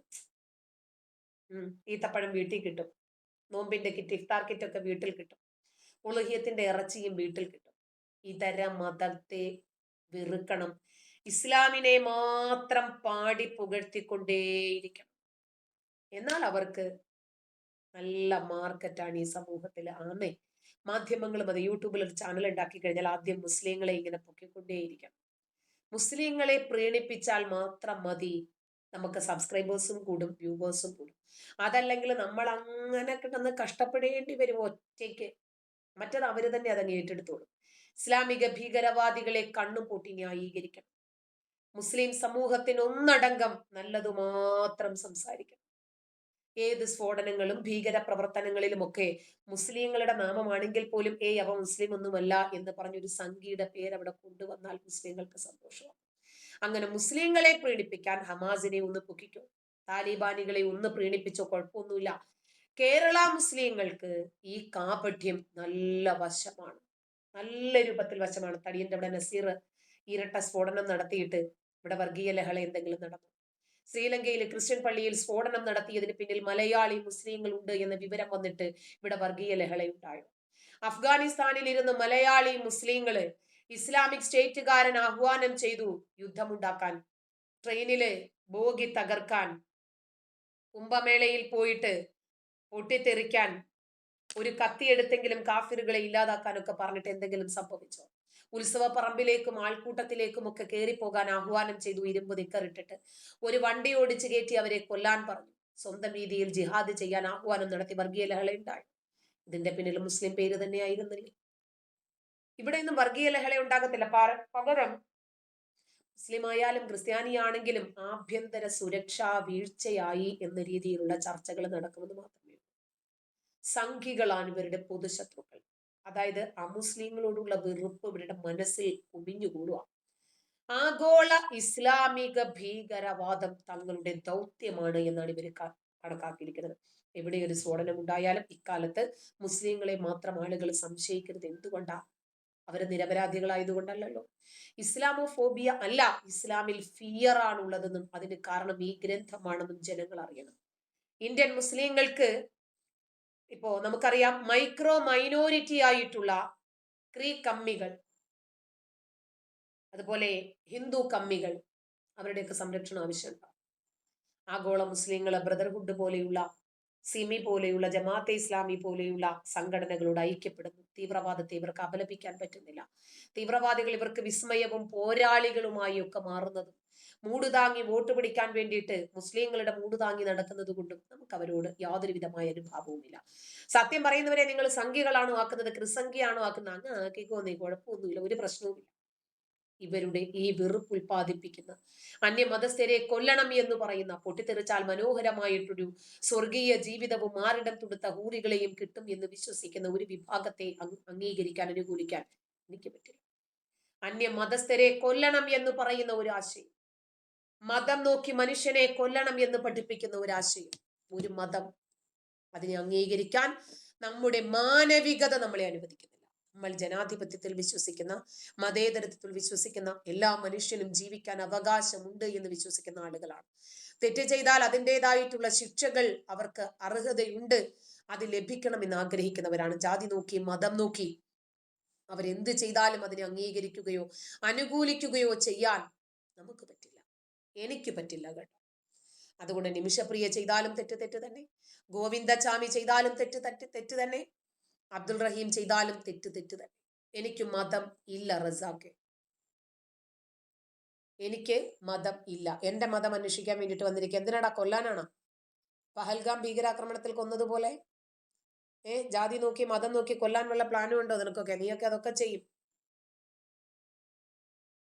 നിങ്ങളതൊക്കെ ചെയ്യും. കാരണം നിങ്ങളെ മുന്നോട്ട് നയിക്കുന്നത് തന്നെ ഒരു പുസ്തകമാണ്. അതുകൊണ്ട് നിങ്ങൾ അതല്ല അതിന്റെ അപ്പുറം ചെയ്യുമെന്ന് നമുക്കറിയാം. ഇപ്പോ അറബികൾക്ക് വിദ്യാഭ്യാസം കിട്ടിയപ്പോൾ അവർക്ക് മതം വേണ്ടെന്നായി. അറബികള് നല്ല രൂപത്തിൽ അവര് പുരോഗതി പ്രാപിച്ചു.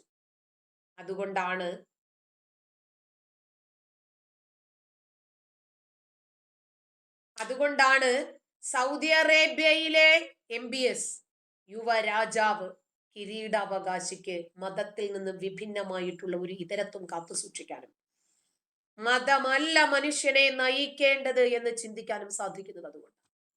എല്ലാവർക്കും അങ്ങനെയൊന്നും ചിന്തിക്കാൻ കഴിയില്ല. കുവൈറ്റിലെ രാജകുമാരൻ മതം ഉപേക്ഷിക്കാൻ കാരണം അവർക്ക് മതം അല്ല, അറബികൾക്ക് വിദ്യാഭ്യാസം കിട്ടി.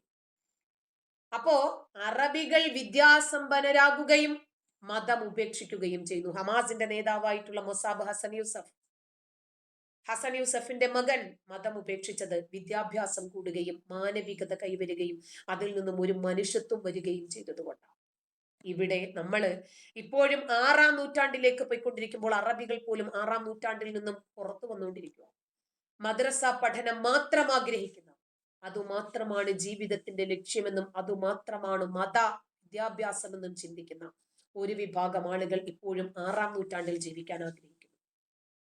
അവരെയാണ് നമ്മൾ തീവ്രവാദികൾ എന്ന് പറയുന്നത്. ബംഗ്ലാദേശിലെ പ്രവൃത്തികളെ ന്യായീകരിക്കാൻ അവർക്ക് പറ്റും. അവിടെ ജമാഅത്തെ ഇസ്ലാമി ചെയ്ത കൃത്യങ്ങൾ അമുസ്ലിങ്ങളെ അല്ലേ കൊന്നത് എന്ന് പറയാൻ ഇവർക്ക് പറ്റും. നമ്മളെ സംബന്ധിച്ചിടത്തോളം അവർ മനുഷ്യരാണ്. ജാതിയും മതവും നോക്കി ആരെയും കൊല്ലണമെന്ന് നമ്മൾ ആരും പറയില്ല. ഒരു ഹിന്ദു അധ്യാപകൻ രാജിവെക്കാൻ നിർബന്ധിതനായത്, പിന്നീട് ജിഹാദികളുടെ കൈകളാൽ കൊല ചെയ്യപ്പെട്ടതും തല്ലിച്ചതച്ച് പീഡിപ്പിക്കപ്പെട്ടതും ഒക്കെ മതത്തിന്റെ പേരിലാണ്. എന്തുകൊണ്ടാണ്? അവർ മുസ്ലിമായി ജനിക്കാതിരുന്നത് അവരുടെ കുഴപ്പം കൊണ്ടാണോ? മുസ്ലിം മാതാപിതാക്കളുടെ മക്കളായിട്ട് അവര് ജനിച്ചില്ല എന്ന കാരണത്താൽ ജമാഅത്തെ ഇസ്ലാമി ബംഗ്ലാദേശിലെ ഒരു വിഭാഗം മനുഷ്യരെ ക്രൂരമായി കൊല ചെയ്തപ്പോൾ അതിൽ ഇമോജിയിട്ട് ആഘോഷിക്കുകയും സന്തോഷിക്കുകയും അതിനെ ന്യായീകരിക്കുകയും ചെയ്ത ഒരു വിഭാഗം ആളുകളെ മനുഷ്യരുടെ കൂട്ടത്തിൽ കൂട്ടാൻ എന്റെ മാനസികാവസ്ഥ എന്നെ അനുവദിക്കുന്നില്ല. ഈ മദ്രസ പഠനം നിർത്തലാക്കണം. മദ്രസകൾ പൂട്ടണം, ബുൾഡോസർ കയറ്റി തകർക്കണം. കാരണം മദ്രസകളിലൂടെ ഇവർ അന്യമത വിരുദ്ധതകൾ പഠിപ്പിച്ച് ചെറിയ പ്രായത്തിലെ അരിയും മലരും കുന്തിരിക്കവും ഒക്കെ വീട്ടിൽ കാത്തു വെച്ചോടാ, വരുന്നുണ്ടടാ നിന്റെയൊക്കെ കാലന്മാർ എന്നുള്ള ആശയം കുഞ്ഞുങ്ങളുടെ മനസ്സുകളിലേക്ക്, തലച്ചോറുകളിലേക്ക് ഇവർ ഇംപ്ലിമെന്റ് ചെയ്യുവാണ്. എന്നാലേ കുഞ്ഞുങ്ങളിലെ മാനവികത നമുക്ക് ഊട്ടിയുറപ്പിക്കാൻ പറ്റൂ. MM അക്ബറിന്റെ സ്കൂളിൽ കണ്ടില്ലേ, അടുത്തിരിക്കുന്ന തന്റെ സഹപാഠിയെ എങ്ങനെ മതം മാറ്റണമെന്ന് 8 വയസ്സുകാരനെ പഠിപ്പിക്കുക. കഴുത്തിലുള്ള കൊന്തയും നൂലുമൊക്കെ അഴിച്ചു വെക്കടാ, പേരൊന്ന് മാറ്റിക്കോടാ, ഹലാൽ ഫുഡ് കഴിച്ചോടാ, ഷഹാദ സ്വീകരിച്ചോടാ, അമുസ്ലിങ്ങളായ മാതാപിതാക്കളിൽ നിന്ന് ഓടി രക്ഷപ്പെട്ടോടാ, ഇതൊക്കെ പഠിപ്പിക്കുക.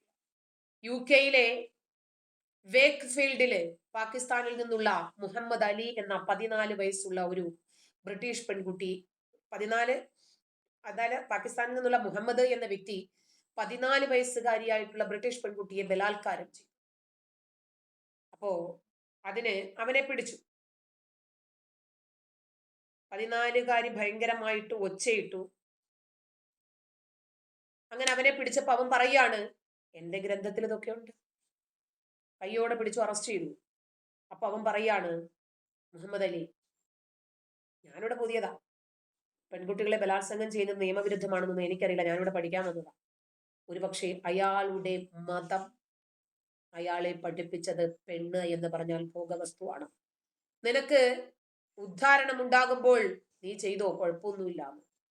അവനെ മതപരമായ രൂപത്തിൽ അവന്റെ മാതാപിതാക്കൾ, അവന്റെ പശ്ചാത്തലം, അവന്റെ രാജ്യം, അവന്റെ നിയമം, അവന്റെ മതം ഇതൊക്കെ പഠിപ്പിച്ചത് പെൺകുട്ടികളെ ബലാത്കാരം ചെയ്യുന്നത് നിയമപരമാണ് എന്ന്. മറ്റൊരു രാജ്യത്ത് പോയാൽ ആ രാജ്യത്തിന്റെ നിയമങ്ങളാണ് ആദ്യം പഠിക്കേണ്ടതെന്നും ആ രാജ്യത്ത് ഏതൊക്കെ നിയമങ്ങളാണ്, ഏതൊക്കെ കാര്യങ്ങളാണ് കുറ്റകൃത്യങ്ങളായിട്ടുള്ളത് എന്നും പഠിക്കാൻ, മനസ്സിലാക്കാൻ അവന്റെ ചിന്താഗതി അവനെ അനുവദിച്ചില്ല. ഇവരെ ഉപജീവനം തേടിയും അഭയാർത്ഥികളായിട്ടും പോകുന്നത് എവിടെയാ? മറ്റു രാജ്യങ്ങളിലേക്ക്. അവിടെയും പോയിട്ട് ഇവർ ഇത് തന്നെയാ ചെയ്യുന്നത്. ഇപ്പം എന്തുകൊണ്ടാണ് ഹിന്ദുക്കളും ക്രിസ്ത്യാനികളും ചില മുസ്ലിം മത നേതാക്കളുടെ നിലപാടുകളെയും ഇവരുടെ ഇത്തരം കാപഢ്യങ്ങളെയും ഒക്കെ അങ്ങേയറ്റം എതിർക്കുന്നത്? എന്തുകൊണ്ടാണ്? മുസ്ലിങ്ങളോട് എതിർപ്പുണ്ടായിട്ടല്ല. നമ്മളോട് തന്നെ ഒരു ആത്മപരിശോധന നടത്തിയാൽ നമുക്ക് മനസ്സിലാകും ഇവരെന്തൊക്കെയാണ് നമുക്കിടയിൽ ചെയ്തു കൂട്ടുന്നത്. മതം സ്വകാര്യതയായിരിക്കട്ടെ, ഇന്ത്യൻ ഭരണഘടനയ്ക്ക് വിധേയരായിട്ട് അവർ ജീവിക്കട്ടെ, നമുക്കാർക്കും ഒരു എതിർപ്പുമില്ല. അരിയും മലരും വാങ്ങിച്ച് വീട്ടിൽ കാത്തു വെച്ചോളൂ, വരുന്നുണ്ടടാ നിന്റെയൊക്കെ കാലന്മാർ എന്ന് പറയുമ്പോൾ മോദി അവിടെ നിന്ന് പാടും, വരുന്നുണ്ടടാ നിന്റെയൊക്കെ കാലന്മാർ. മനസ്സിലായോ? കർണാടകയിലെ മൈസൂര് മുതല് ഇങ്ങ് കോഴിക്കോട് വരെയുള്ള ഹിന്ദുക്കളും ക്രിസ്ത്യാനികളും എവിടെ പോയി? ക്രിസ്ത്യാനികളുടെ ഈറ്റില്ലമായിരുന്ന മംഗലാപുരത്തെ ക്രൈസ്തവർ എവിടെ പോയി? ഹിന്ദു രാജ്യമായിരുന്ന ലക്ഷദ്വീപിലെ ഹിന്ദുക്കൾ എവിടെ പോയി? ഹിന്ദു ഭൂരിപക്ഷമായിരുന്ന മലപ്പുറത്ത് ഇപ്പോൾ ഹിന്ദുക്കൾ എത്രയുണ്ട്? വിരലിലെണ്ണം. എന്തുകൊണ്ടാണ് ഹിന്ദുക്കൾ മലപ്പുറത്ത് നിന്ന് ഓടി രക്ഷപ്പെടുന്നത്? കോഴിക്കോട്, കൊച്ചി, തൃശ്ശൂര് അവിടെയൊക്കെ കുടിയേറി അവര് പോയി. എവിടെ പോയി? സത്താർ പന്തല്ലൂരിനോടൊക്കെ ഇതൊക്കെ ഒന്ന് പറഞ്ഞു കൊടുക്കേണ്ടതുണ്ട്. തൃശ്ശൂരിലെ പള്ളിയിലെ അച്ഛനെ ടിപ്പു തലവെട്ടിക്കൊന്നത് പറയണം ഇവരോട്. ആ പള്ളിയിലെ ഒരു വശത്തെ മരത്തിൽ കപ്പിയാരടക്കം 12 പേരെ എന്തിനാടോ കെട്ടിത്തൂക്കി കൊന്നത്? കൂടുതൽ തെളിവുകൾ തരാം. എത്ര തെളിവുകൾ വേണം? മുസ്ലിങ്ങളുടെ നേതാവായ ജിഹാദി ടിപ്പുവിന്റെ യഥാർത്ഥ മുഖം ഇന്ന് പ്രകടമാണ്.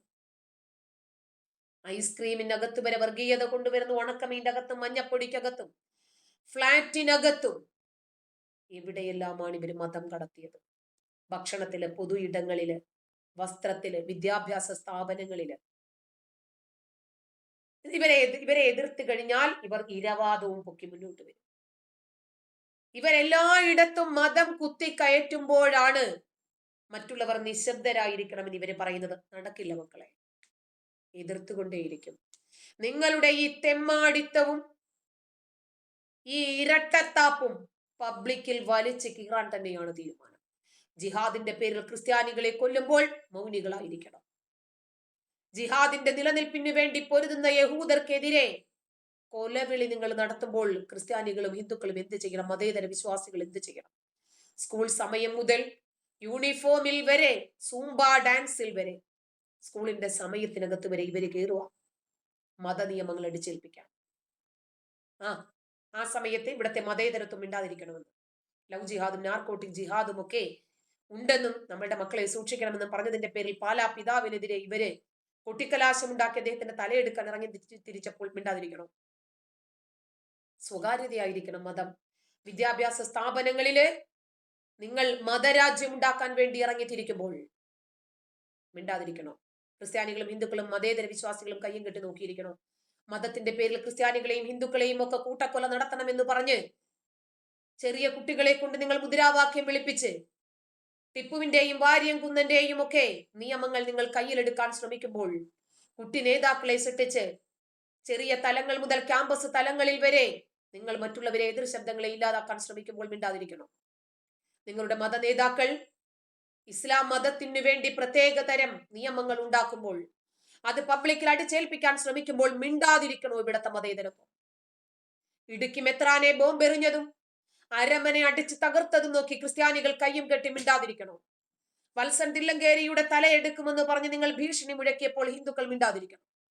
ക്രൈസ്തവ സ്കൂളുകളിൽ ക്രൈസ്തവ കുട്ടികൾക്ക് ഭക്ഷണത്തിന്റെ കൂടെ പന്നിയിറച്ചി വിളമ്പി എന്ന് പറഞ്ഞത് പത്തനംതിട്ട എരുമേലിയിലെ കായിക അധ്യാപകനെയും പ്രധാന അധ്യാപകനെയും സ്കൂളിൽ കയറി ഇവർ തല്ലിച്ചതച്ചു. മിണ്ടാതിരിക്കണം. ഹാഗിയ സോഫിയ എന്ന ക്രിസ്ത്യൻ പള്ളി മുസ്ലിം മോസ്കാക്കിയതിനെ അഭിനന്ദിച്ച് ലേഖനം എഴുതിയിട്ട് ഞങ്ങൾ മതേതരന്മാരാണ് എന്ന് പറഞ്ഞ് ഇവിടെ മിണ്ടാതിരിക്കണമായിരുന്നു. എതിർത്തുകൊണ്ടേയിരിക്കും. എതിർ ശബ്ദങ്ങളെ നിങ്ങൾ എത്ര കണ്ട് ഭയക്കുന്നു അത്ര കണ്ട് നിങ്ങളെ എതിർത്തുകൊണ്ടേയിരിക്കും. പല പിതാവിനെതിരെ അദ്ദേഹത്തിന്റെ നാവെടുക്കണം, തലയെടുക്കണമെന്ന് പറഞ്ഞ് നിങ്ങൾ കൊലവിളി ഉയർത്തി. PC ജോർജിന്റെ തലയെടുക്കണമെന്ന് പറഞ്ഞു, അദ്ദേഹത്തെ ജയിലിൽ അടയ്ക്കണമെന്ന് പറഞ്ഞ് നിങ്ങൾ മുറവിളി ഉയർത്തി. എന്ത് ചെയ്യണം? മിണ്ടാതിരിക്കണം. ഏറ്റവും ഒടുവിൽ വെള്ളാപ്പള്ളിക്കെതിരെ നിങ്ങൾ മുറവിളി ഒഴുക്കി. ഇതെന്താ? പാകിസ്ഥാൻ. കാസർഗോഡ് ബൈബിൾ ഡീസൽ ഒഴിച്ച് കത്തിച്ചപ്പോൾ നിങ്ങൾ മിണ്ടാതിരുന്നു. ക്രിസ്ത്യാനി അപ്പോഴും മിണ്ടാതിരിക്കണം. ഫാദർ ആന്റണി തറയക്കടവിൽ അദ്ദേഹത്തിനെതിരെ കൊലവിളി മുഴക്കി. മിണ്ടാതിരിക്കണം. ന്യൂനപക്ഷ സംവരണത്തിന്റെ ആനുകൂല്യങ്ങൾ 80% മുസ്ലിങ്ങൾ തട്ടിയെടുക്കുമ്പോൾ നമ്മൾ ഇതൊന്നും പുറത്തു പറയാൻ പാടില്ലേ? ലവ് ജിഹാദിനെതിരെ ബോധവൽക്കരണം നടത്തിയ വൈദികനെ വാഹനം ഇടിപ്പിച്ച് കൊല്ലിക്കാൻ ശ്രമിച്ചപ്പോൾ മിണ്ടാതിരിക്കണമായിരുന്നു. ഹിജാബ് വിഷയത്തിന്റെ പേരിൽ വൈദികനെയും കന്യാസ്ത്രീയെയും തടഞ്ഞു വെച്ച് സ്കൂളിലെ കുട്ടികൾ മൈമ് കളിച്ചു. അതിന് പർദ്ദ ഉപയോഗിച്ചു പോയി. അതിന്റെ പേരില് അവരെ കൊണ്ട് മാപ്പ് പറയിപ്പിച്ച്. മിണ്ടാതിരിക്കണം. പുൽക്കൂട് തകർത്ത് ഉണ്ണിയേശുവിനെയും മാതാവിനെയും ഒക്കെ തകർത്ത് തരിപ്പണമാക്കി കൊണ്ടുപോയി. മിണ്ടാതിരിക്കണം. താമരശ്ശേരി ബിഷപ്പിനെ നികൃഷ്ട ജീവി എന്ന് വിളിച്ച് യേശു പിഴച്ചുപെറ്റ സന്തതിയാണ് എന്ന് പറഞ്ഞ് ഏതെല്ലാം രൂപത്തിലാണ് അന്യമതസ്ഥരെ ഇവരിവിടെ പീഡിപ്പിച്ചു കൊണ്ടിരിക്കുന്നത്? അന്യമത വിശ്വാസങ്ങളെ ഇവർ നികൃഷ്ടമാക്കിക്കൊണ്ടിരിക്കുന്നത്. ഇവരുടെ മാത്രം പത്തരമാറ്റാണോ? ഇവരുടേത് മാത്രം പത്തരമാറ്റി ഇവരെ ആരും ഒന്നും പറയാൻ പാടില്ല. ഇവരെ എതിർക്കാൻ പാടില്ല. ഇവര് കാണിക്കുന്ന എല്ലാ കാര്യങ്ങളും മനസ്സാ വാചാ കർമ്മണ മിണ്ടാതിരുന്ന് അംഗീകരിച്ചോണം. അതൊക്കെ അന്ന്. ഇന്നേ ഈ രാജ്യം ഭരിക്കുന്ന നരേന്ദ്രമോദിയാ. ഇന്ന് നിങ്ങൾക്ക് അടക്കി ഭരിക്കാമെന്ന് വിചാരിക്കരുത്. നടപ്പില്ല. പ്രതികരിച്ചു കൊണ്ടേയിരിക്കും, എതിർത്തുകൊണ്ടേയിരിക്കും ശക്തമായി. നിങ്ങൾക്ക് അംഗീകരിക്കണമെങ്കിൽ അംഗീകരിക്കാം, അംഗീകരിക്കാൻ കഴിയില്ലെങ്കിൽ നിങ്ങൾ അംഗീകരിക്കേണ്ട. ഒരു പ്രശ്നവുമില്ല. എതിർക്കേണ്ടതിനെ എതിർത്ത് തോൽപ്പിക്കും. പ്രതികരിക്കേണ്ടുന്ന സ്ഥലത്ത് പ്രതികരിക്കുക തന്നെ ചെയ്യും. ഇനിയും നിങ്ങൾ പഴയതുപോലെ ഇവിടെ ആഢ്യത്വവും കാണിച്ച് ഹിന്ദുക്കളോടും ക്രിസ്ത്യാനികളോടും നികുതി വാങ്ങിച്ച് മീശക്കരവും മുലക്കരവും വാങ്ങിച്ച് നിങ്ങൾക്ക് മുന്നോട്ട് പോകാമെന്ന് നിങ്ങൾ വിചാരിക്കരുത്. ടിപ്പുവിന്റെ കാലം കഴിഞ്ഞു പോയി. ഇന്നേ 1921 പോലെ നിങ്ങൾ ഒരിക്കൽ കൂടി ആയുധവുമായി ഇറങ്ങി തിരിച്ചാൽ അതിലേറെ ആയുധവുമായി കയ്യിൽ കിട്ടുന്ന കമ്പിയും കവണയും കല്ലും ഒക്കെയായിട്ട് മറ്റുള്ളവരും ഇറങ്ങിത്തിരിക്കും എന്ന് ഓർത്തോ. കേരളത്തിലെ വിവിധ ഇടങ്ങളിൽ കുരിശിന് മുകളിൽ കയറിയിരുന്ന് കുരിശിനെ അവഹേളിച്ച് ഇവരെന്താ വിചാരിച്ചത്? ഇത് ബംഗ്ലാദേശോ പാകിസ്ഥാനോ ഒക്കെ ആണെന്നോ? ഹിജാബ് വിഷയത്തിന്റെ പേരിൽ ഇവർ എത്രയാ ക്രിസ്ത്യൻ ഹിന്ദു സ്കൂളുകളിലൊക്കെ ഇവര് പ്രശ്നമുണ്ടാക്കിയത്? ഇവര് യേശുവിനെ പിഴച്ചുപറ്റ സന്തതി എന്ന് പറഞ്ഞു. അതേപോലെ മുഹമ്മദ് എന്ന ചോദ്യ പേപ്പർ എഴുതിയതിന്റെ പേരിൽ ജോസഫ് മാഷ്ടെ കയ്യും കാലും എടുത്തു. മുസ്ലിമിന്റെ കോളേജ് വളർത്താൻ ക്രൈസ്തവ കോളേജ് ആയിട്ടുള്ള അമൽ ജ്യോതി കോളേജ് ഇവർ അടിച്ചു തകർത്തു. എന്താ ചെയ്തത് ഇവർ ഈ നാട്ടില്?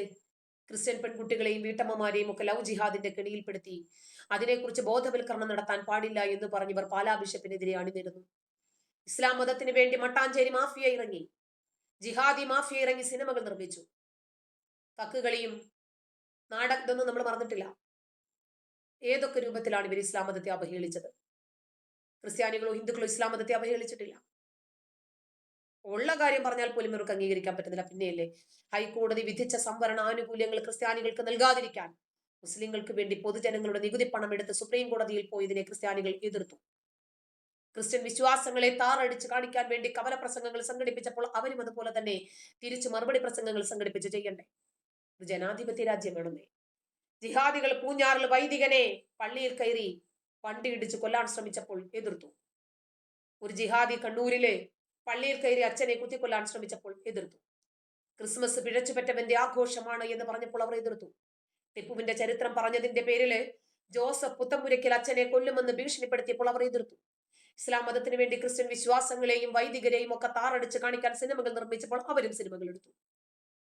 മുനമ്പത്ത് 600ഓളം ആളുകൾ, ക്രിസ്ത്യാനികള്, ഹിന്ദുക്കള്, നോക്കണം അവരുടെയൊക്കെ സമ്പത്തുകൾ പിടിച്ചെടുത്ത് ഇവര് വഖഫ് എന്തൊക്കെ ഇവര് കാണിച്ചത്? പൂന്തറ കലാപത്തിൽ 3 ക്രിസ്ത്യൻ മത്സ്യത്തൊഴിലാളികളെ കൊന്നതിനെതിരെ ഒരു അക്ഷരം മിണ്ടിയില്ല ഇവരാരും. ഇവർക്ക് ജീവിക്കണ്ടേ?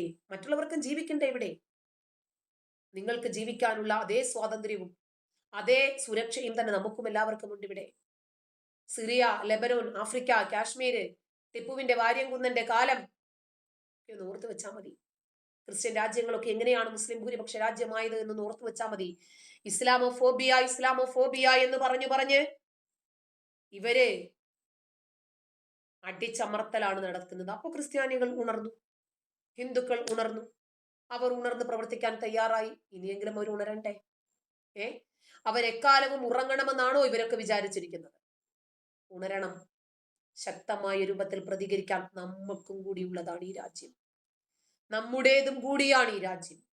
അതുകൊണ്ട് കേരളത്തിലെ ഹിന്ദുക്കൾക്കും ക്രിസ്ത്യാനികൾക്കും ബുദ്ധിയുണ്ടെങ്കിൽ അവരിതൊക്കെ ഒന്ന് മനസ്സിലാക്കി ശക്തമായ രൂപത്തിൽ പ്രതികരിക്കാൻ അവർ തയ്യാറാണ്.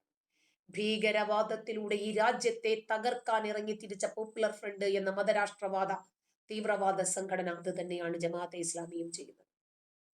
അവരുടെ തിരോധാനത്തിന് ശേഷം SDPIയിലൂടെ അവർ പ്രവർത്തിക്കുന്നു. എന്തിന്? അമുസ്ലിങ്ങളെ ഇല്ലാതാക്കാൻ. കേരള DGP ആയിട്ടുള്ള റവാഡ ചന്ദ്രശേഖർ ഇത് പറഞ്ഞില്ലേ കഴിഞ്ഞ ദിവസം? SDPIയുമായി പരസ്യമായും രഹസ്യമായിട്ടുമുള്ള ഇടപെടലുകൾ നടത്തുന്ന NDF പുതിയതായിട്ട് അവര് പല പേരുകളിലാണ് വരുന്നത്. ഇടതനും വലതനും സഹകരിക്കുന്നതിനെ കുറിച്ച് നമുക്ക് എന്താ പറയാനുള്ളത്? അധികാരത്തിന് വേണ്ടി ഇവര് മത തീവ്രവാദികളുമായിട്ട് ചേർന്ന് ഈ രാജ്യത്തെ തകർക്കാനുള്ള ശ്രമങ്ങളാണ് ചെയ്യുന്നത്. ഇത് അപകടകരമാണ്. ഈ അപകടകരമായിട്ടുള്ള രാഷ്ട്രീയ നീക്കത്തിനെതിരെ മതേതര വിശ്വാസികൾ പ്രതികരിക്കും. SDPIയുടെയും പോപ്പുലർ ഫ്രണ്ടിന്റെയും ഒക്കെ നിഗൂഢമായ ലക്ഷ്യങ്ങൾ, വിഘടനവാദാശയങ്ങൾ, വോട്ട് ബാങ്കിന് വേണ്ടി ഇവരെ പിൻപറ്റുന്ന ഇടതന്റെയും വലതന്റെയും മൂട് താങ്ങി സ്വഭാവങ്ങൾ നമ്മൾ പുറത്തു പറയും. ഇവരെ തിരിച്ചറിയണം, ഇവരെ ഒറ്റപ്പെടുത്തണം. ഓരോ പൗരന്റെയും കടമയാണത്. അത് നമ്മൾ ചെയ്യും.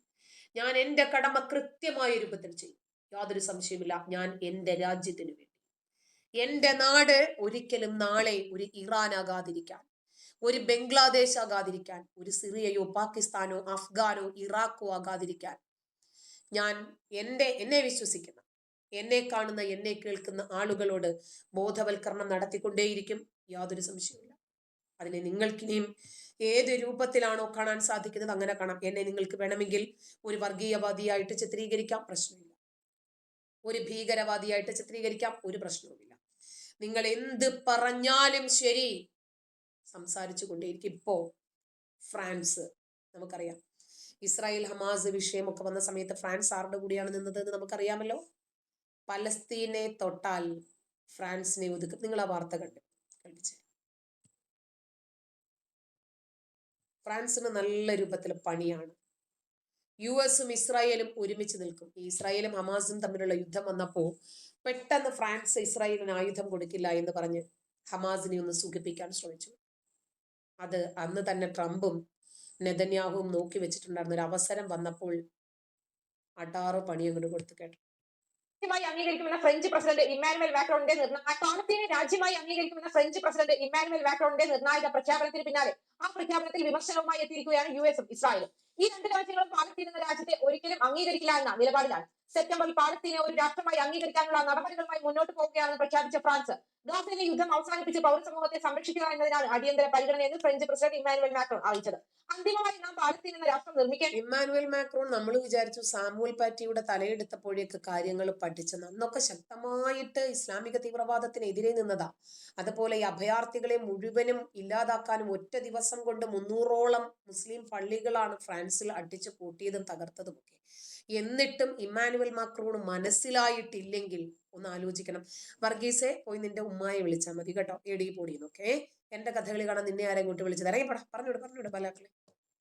ആ രാഷ്ട്രത്തിന്റെ പ്രവർത്തനക്ഷമത ഉറപ്പാക്കുകയും അത് പ്രാപ്തമാക്കുന്നത് ഉറപ്പാക്കുകയും ചെയ്യണം. സൈനികവൽക്കരണം കുറയ്ക്കുന്ന പാലസ്തീൻ നിലപാടിനെ സ്വീകരിക്കുകയും ഇസ്രായേലിനെ പൂർണ്ണമായി അംഗീകരിക്കുകയും ചെയ്തുകൊണ്ട് പശ്ചിമേഷ്യയിലെ സുരക്ഷിതത്വത്തിനായി സഹകരിക്കാം. മാക്രോൺ സാമൂഹിക മാധ്യമത്തിൽ കുറിച്ചു. പാലസ്തീനെ രാഷ്ട്രമായി അംഗീകരിക്കുന്ന പ്രധാന യൂറോപ്യൻ രാജ്യമാണ് ഫ്രാൻസ്. ഹമാസ് ആക്രമണങ്ങൾക്ക് പ്രത്യാക്രമണം എന്ന നിലയിൽ ഗാസയിൽ ഇസ്രായേൽ തുടർന്നു വരുന്ന വ്യോമാക്രമണത്തെ തുടർന്ന് പാലസ്തീനെ രാഷ്ട്രമായി അംഗീകരിക്കാനുള്ള പദ്ധതികളുമായി 140ലധികം രാജ്യങ്ങൾ മുന്നോട്ട് വന്നിട്ടുണ്ട്. എന്നാൽ ഫ്രാൻസിന്റെ നിലപാടിനെ നിശിതമായി വിമർശിച്ച് US-ഉം ഇസ്രായേലും രംഗത്തെത്തി. ഒക്ടോബർ 7-നുണ്ടായ ആക്രമണത്തിന് ഇരയായവരുടെ മുഖത്തരിക്കുന്നതിന് സമാനമായ നീക്കമാണ് ഫ്രാൻസിന്റെ നിലപാടെന്ന് US state secretary mark Rubio പറഞ്ഞു. ഹമാസിനെ പിന്തുണയ്ക്കുന്നതാണ് ഫ്രാൻസിന്റെ തീരുമാനമെന്നും റൂബിയോ കൂട്ടിച്ചേർത്തു. ഭീകരവാദത്തിനുള്ള പ്രതിഫലവും ഇസ്രായേലിന്റെ അസ്തിത്വത്തിന് ഭീഷണിയുമാണ് പാലസ്തീനെ രാഷ്ട്രമായി അംഗീകരിക്കുന്ന നടപടിയെന്ന് ഇസ്രായേൽ പ്രധാനമന്ത്രി ബെഞ്ചമിൻ നെതന്യാഹു പ്രതികരിച്ചു. ഗാസയിൽ പട്ടിണി രൂക്ഷമാക്കുന്നതിന് മുന്നിൽ ഇസ്രായേലാണെന്ന ആരോപണവും നെതന്യാഹു നിഷേധിച്ചു. ഫ്രഞ്ച് ചരിത്രത്തിലെ കറുത്ത ഏടാണിതെന്നും ഭീകരവാദത്തിനുള്ള സഹായമാണെന്നും ഇസ്രായേൽ ഉപപ്രധാനമന്ത്രി യാരിക് ലെവിൻ പറഞ്ഞു. അതേസമയം ഫ്രാൻസിന്റെ നിലപാടിനെ ഹമാസ് സ്വാഗതം ചെയ്തു. അന്താരാഷ്ട്ര നിയമത്തോടുള്ള ഫ്രാൻസിന്റെ പ്രതിബദ്ധതയും പാലസ്തീൻ ജനം എവിടെ നിൽക്കുന്നെന്ന് കണ്ടോ? അതായത് എവിടെയാണോ തീവ്രവാദത്തെ എതിർക്കുന്നത് അവിടെ അവരെ എങ്ങനെയാണ് പിടിക്കേണ്ടത് എന്ന് ഇവർക്കറിയാം. ഇപ്പൊ ഫ്രാൻസും ഹമാസും ഒന്നായി. പക്ഷേ അമേരിക്ക കൃത്യമായിട്ട് ഫ്രാൻസിനെ മനസ്സിലാക്കിയിട്ടുണ്ട്. അതുപോലെ തന്നെ നെതന്യാഹുവും കാര്യങ്ങൾ മനസ്സിലാക്കിയിട്ടുണ്ട്. ഇത് തന്നെയാണ് നമ്മളും ആഗ്രഹിക്കുന്നത്. കാര്യങ്ങൾ മനസ്സിലാക്കി ശക്തമായിട്ട് പ്രതികരിക്കാൻ സാധിക്കുക എന്നതാണ്.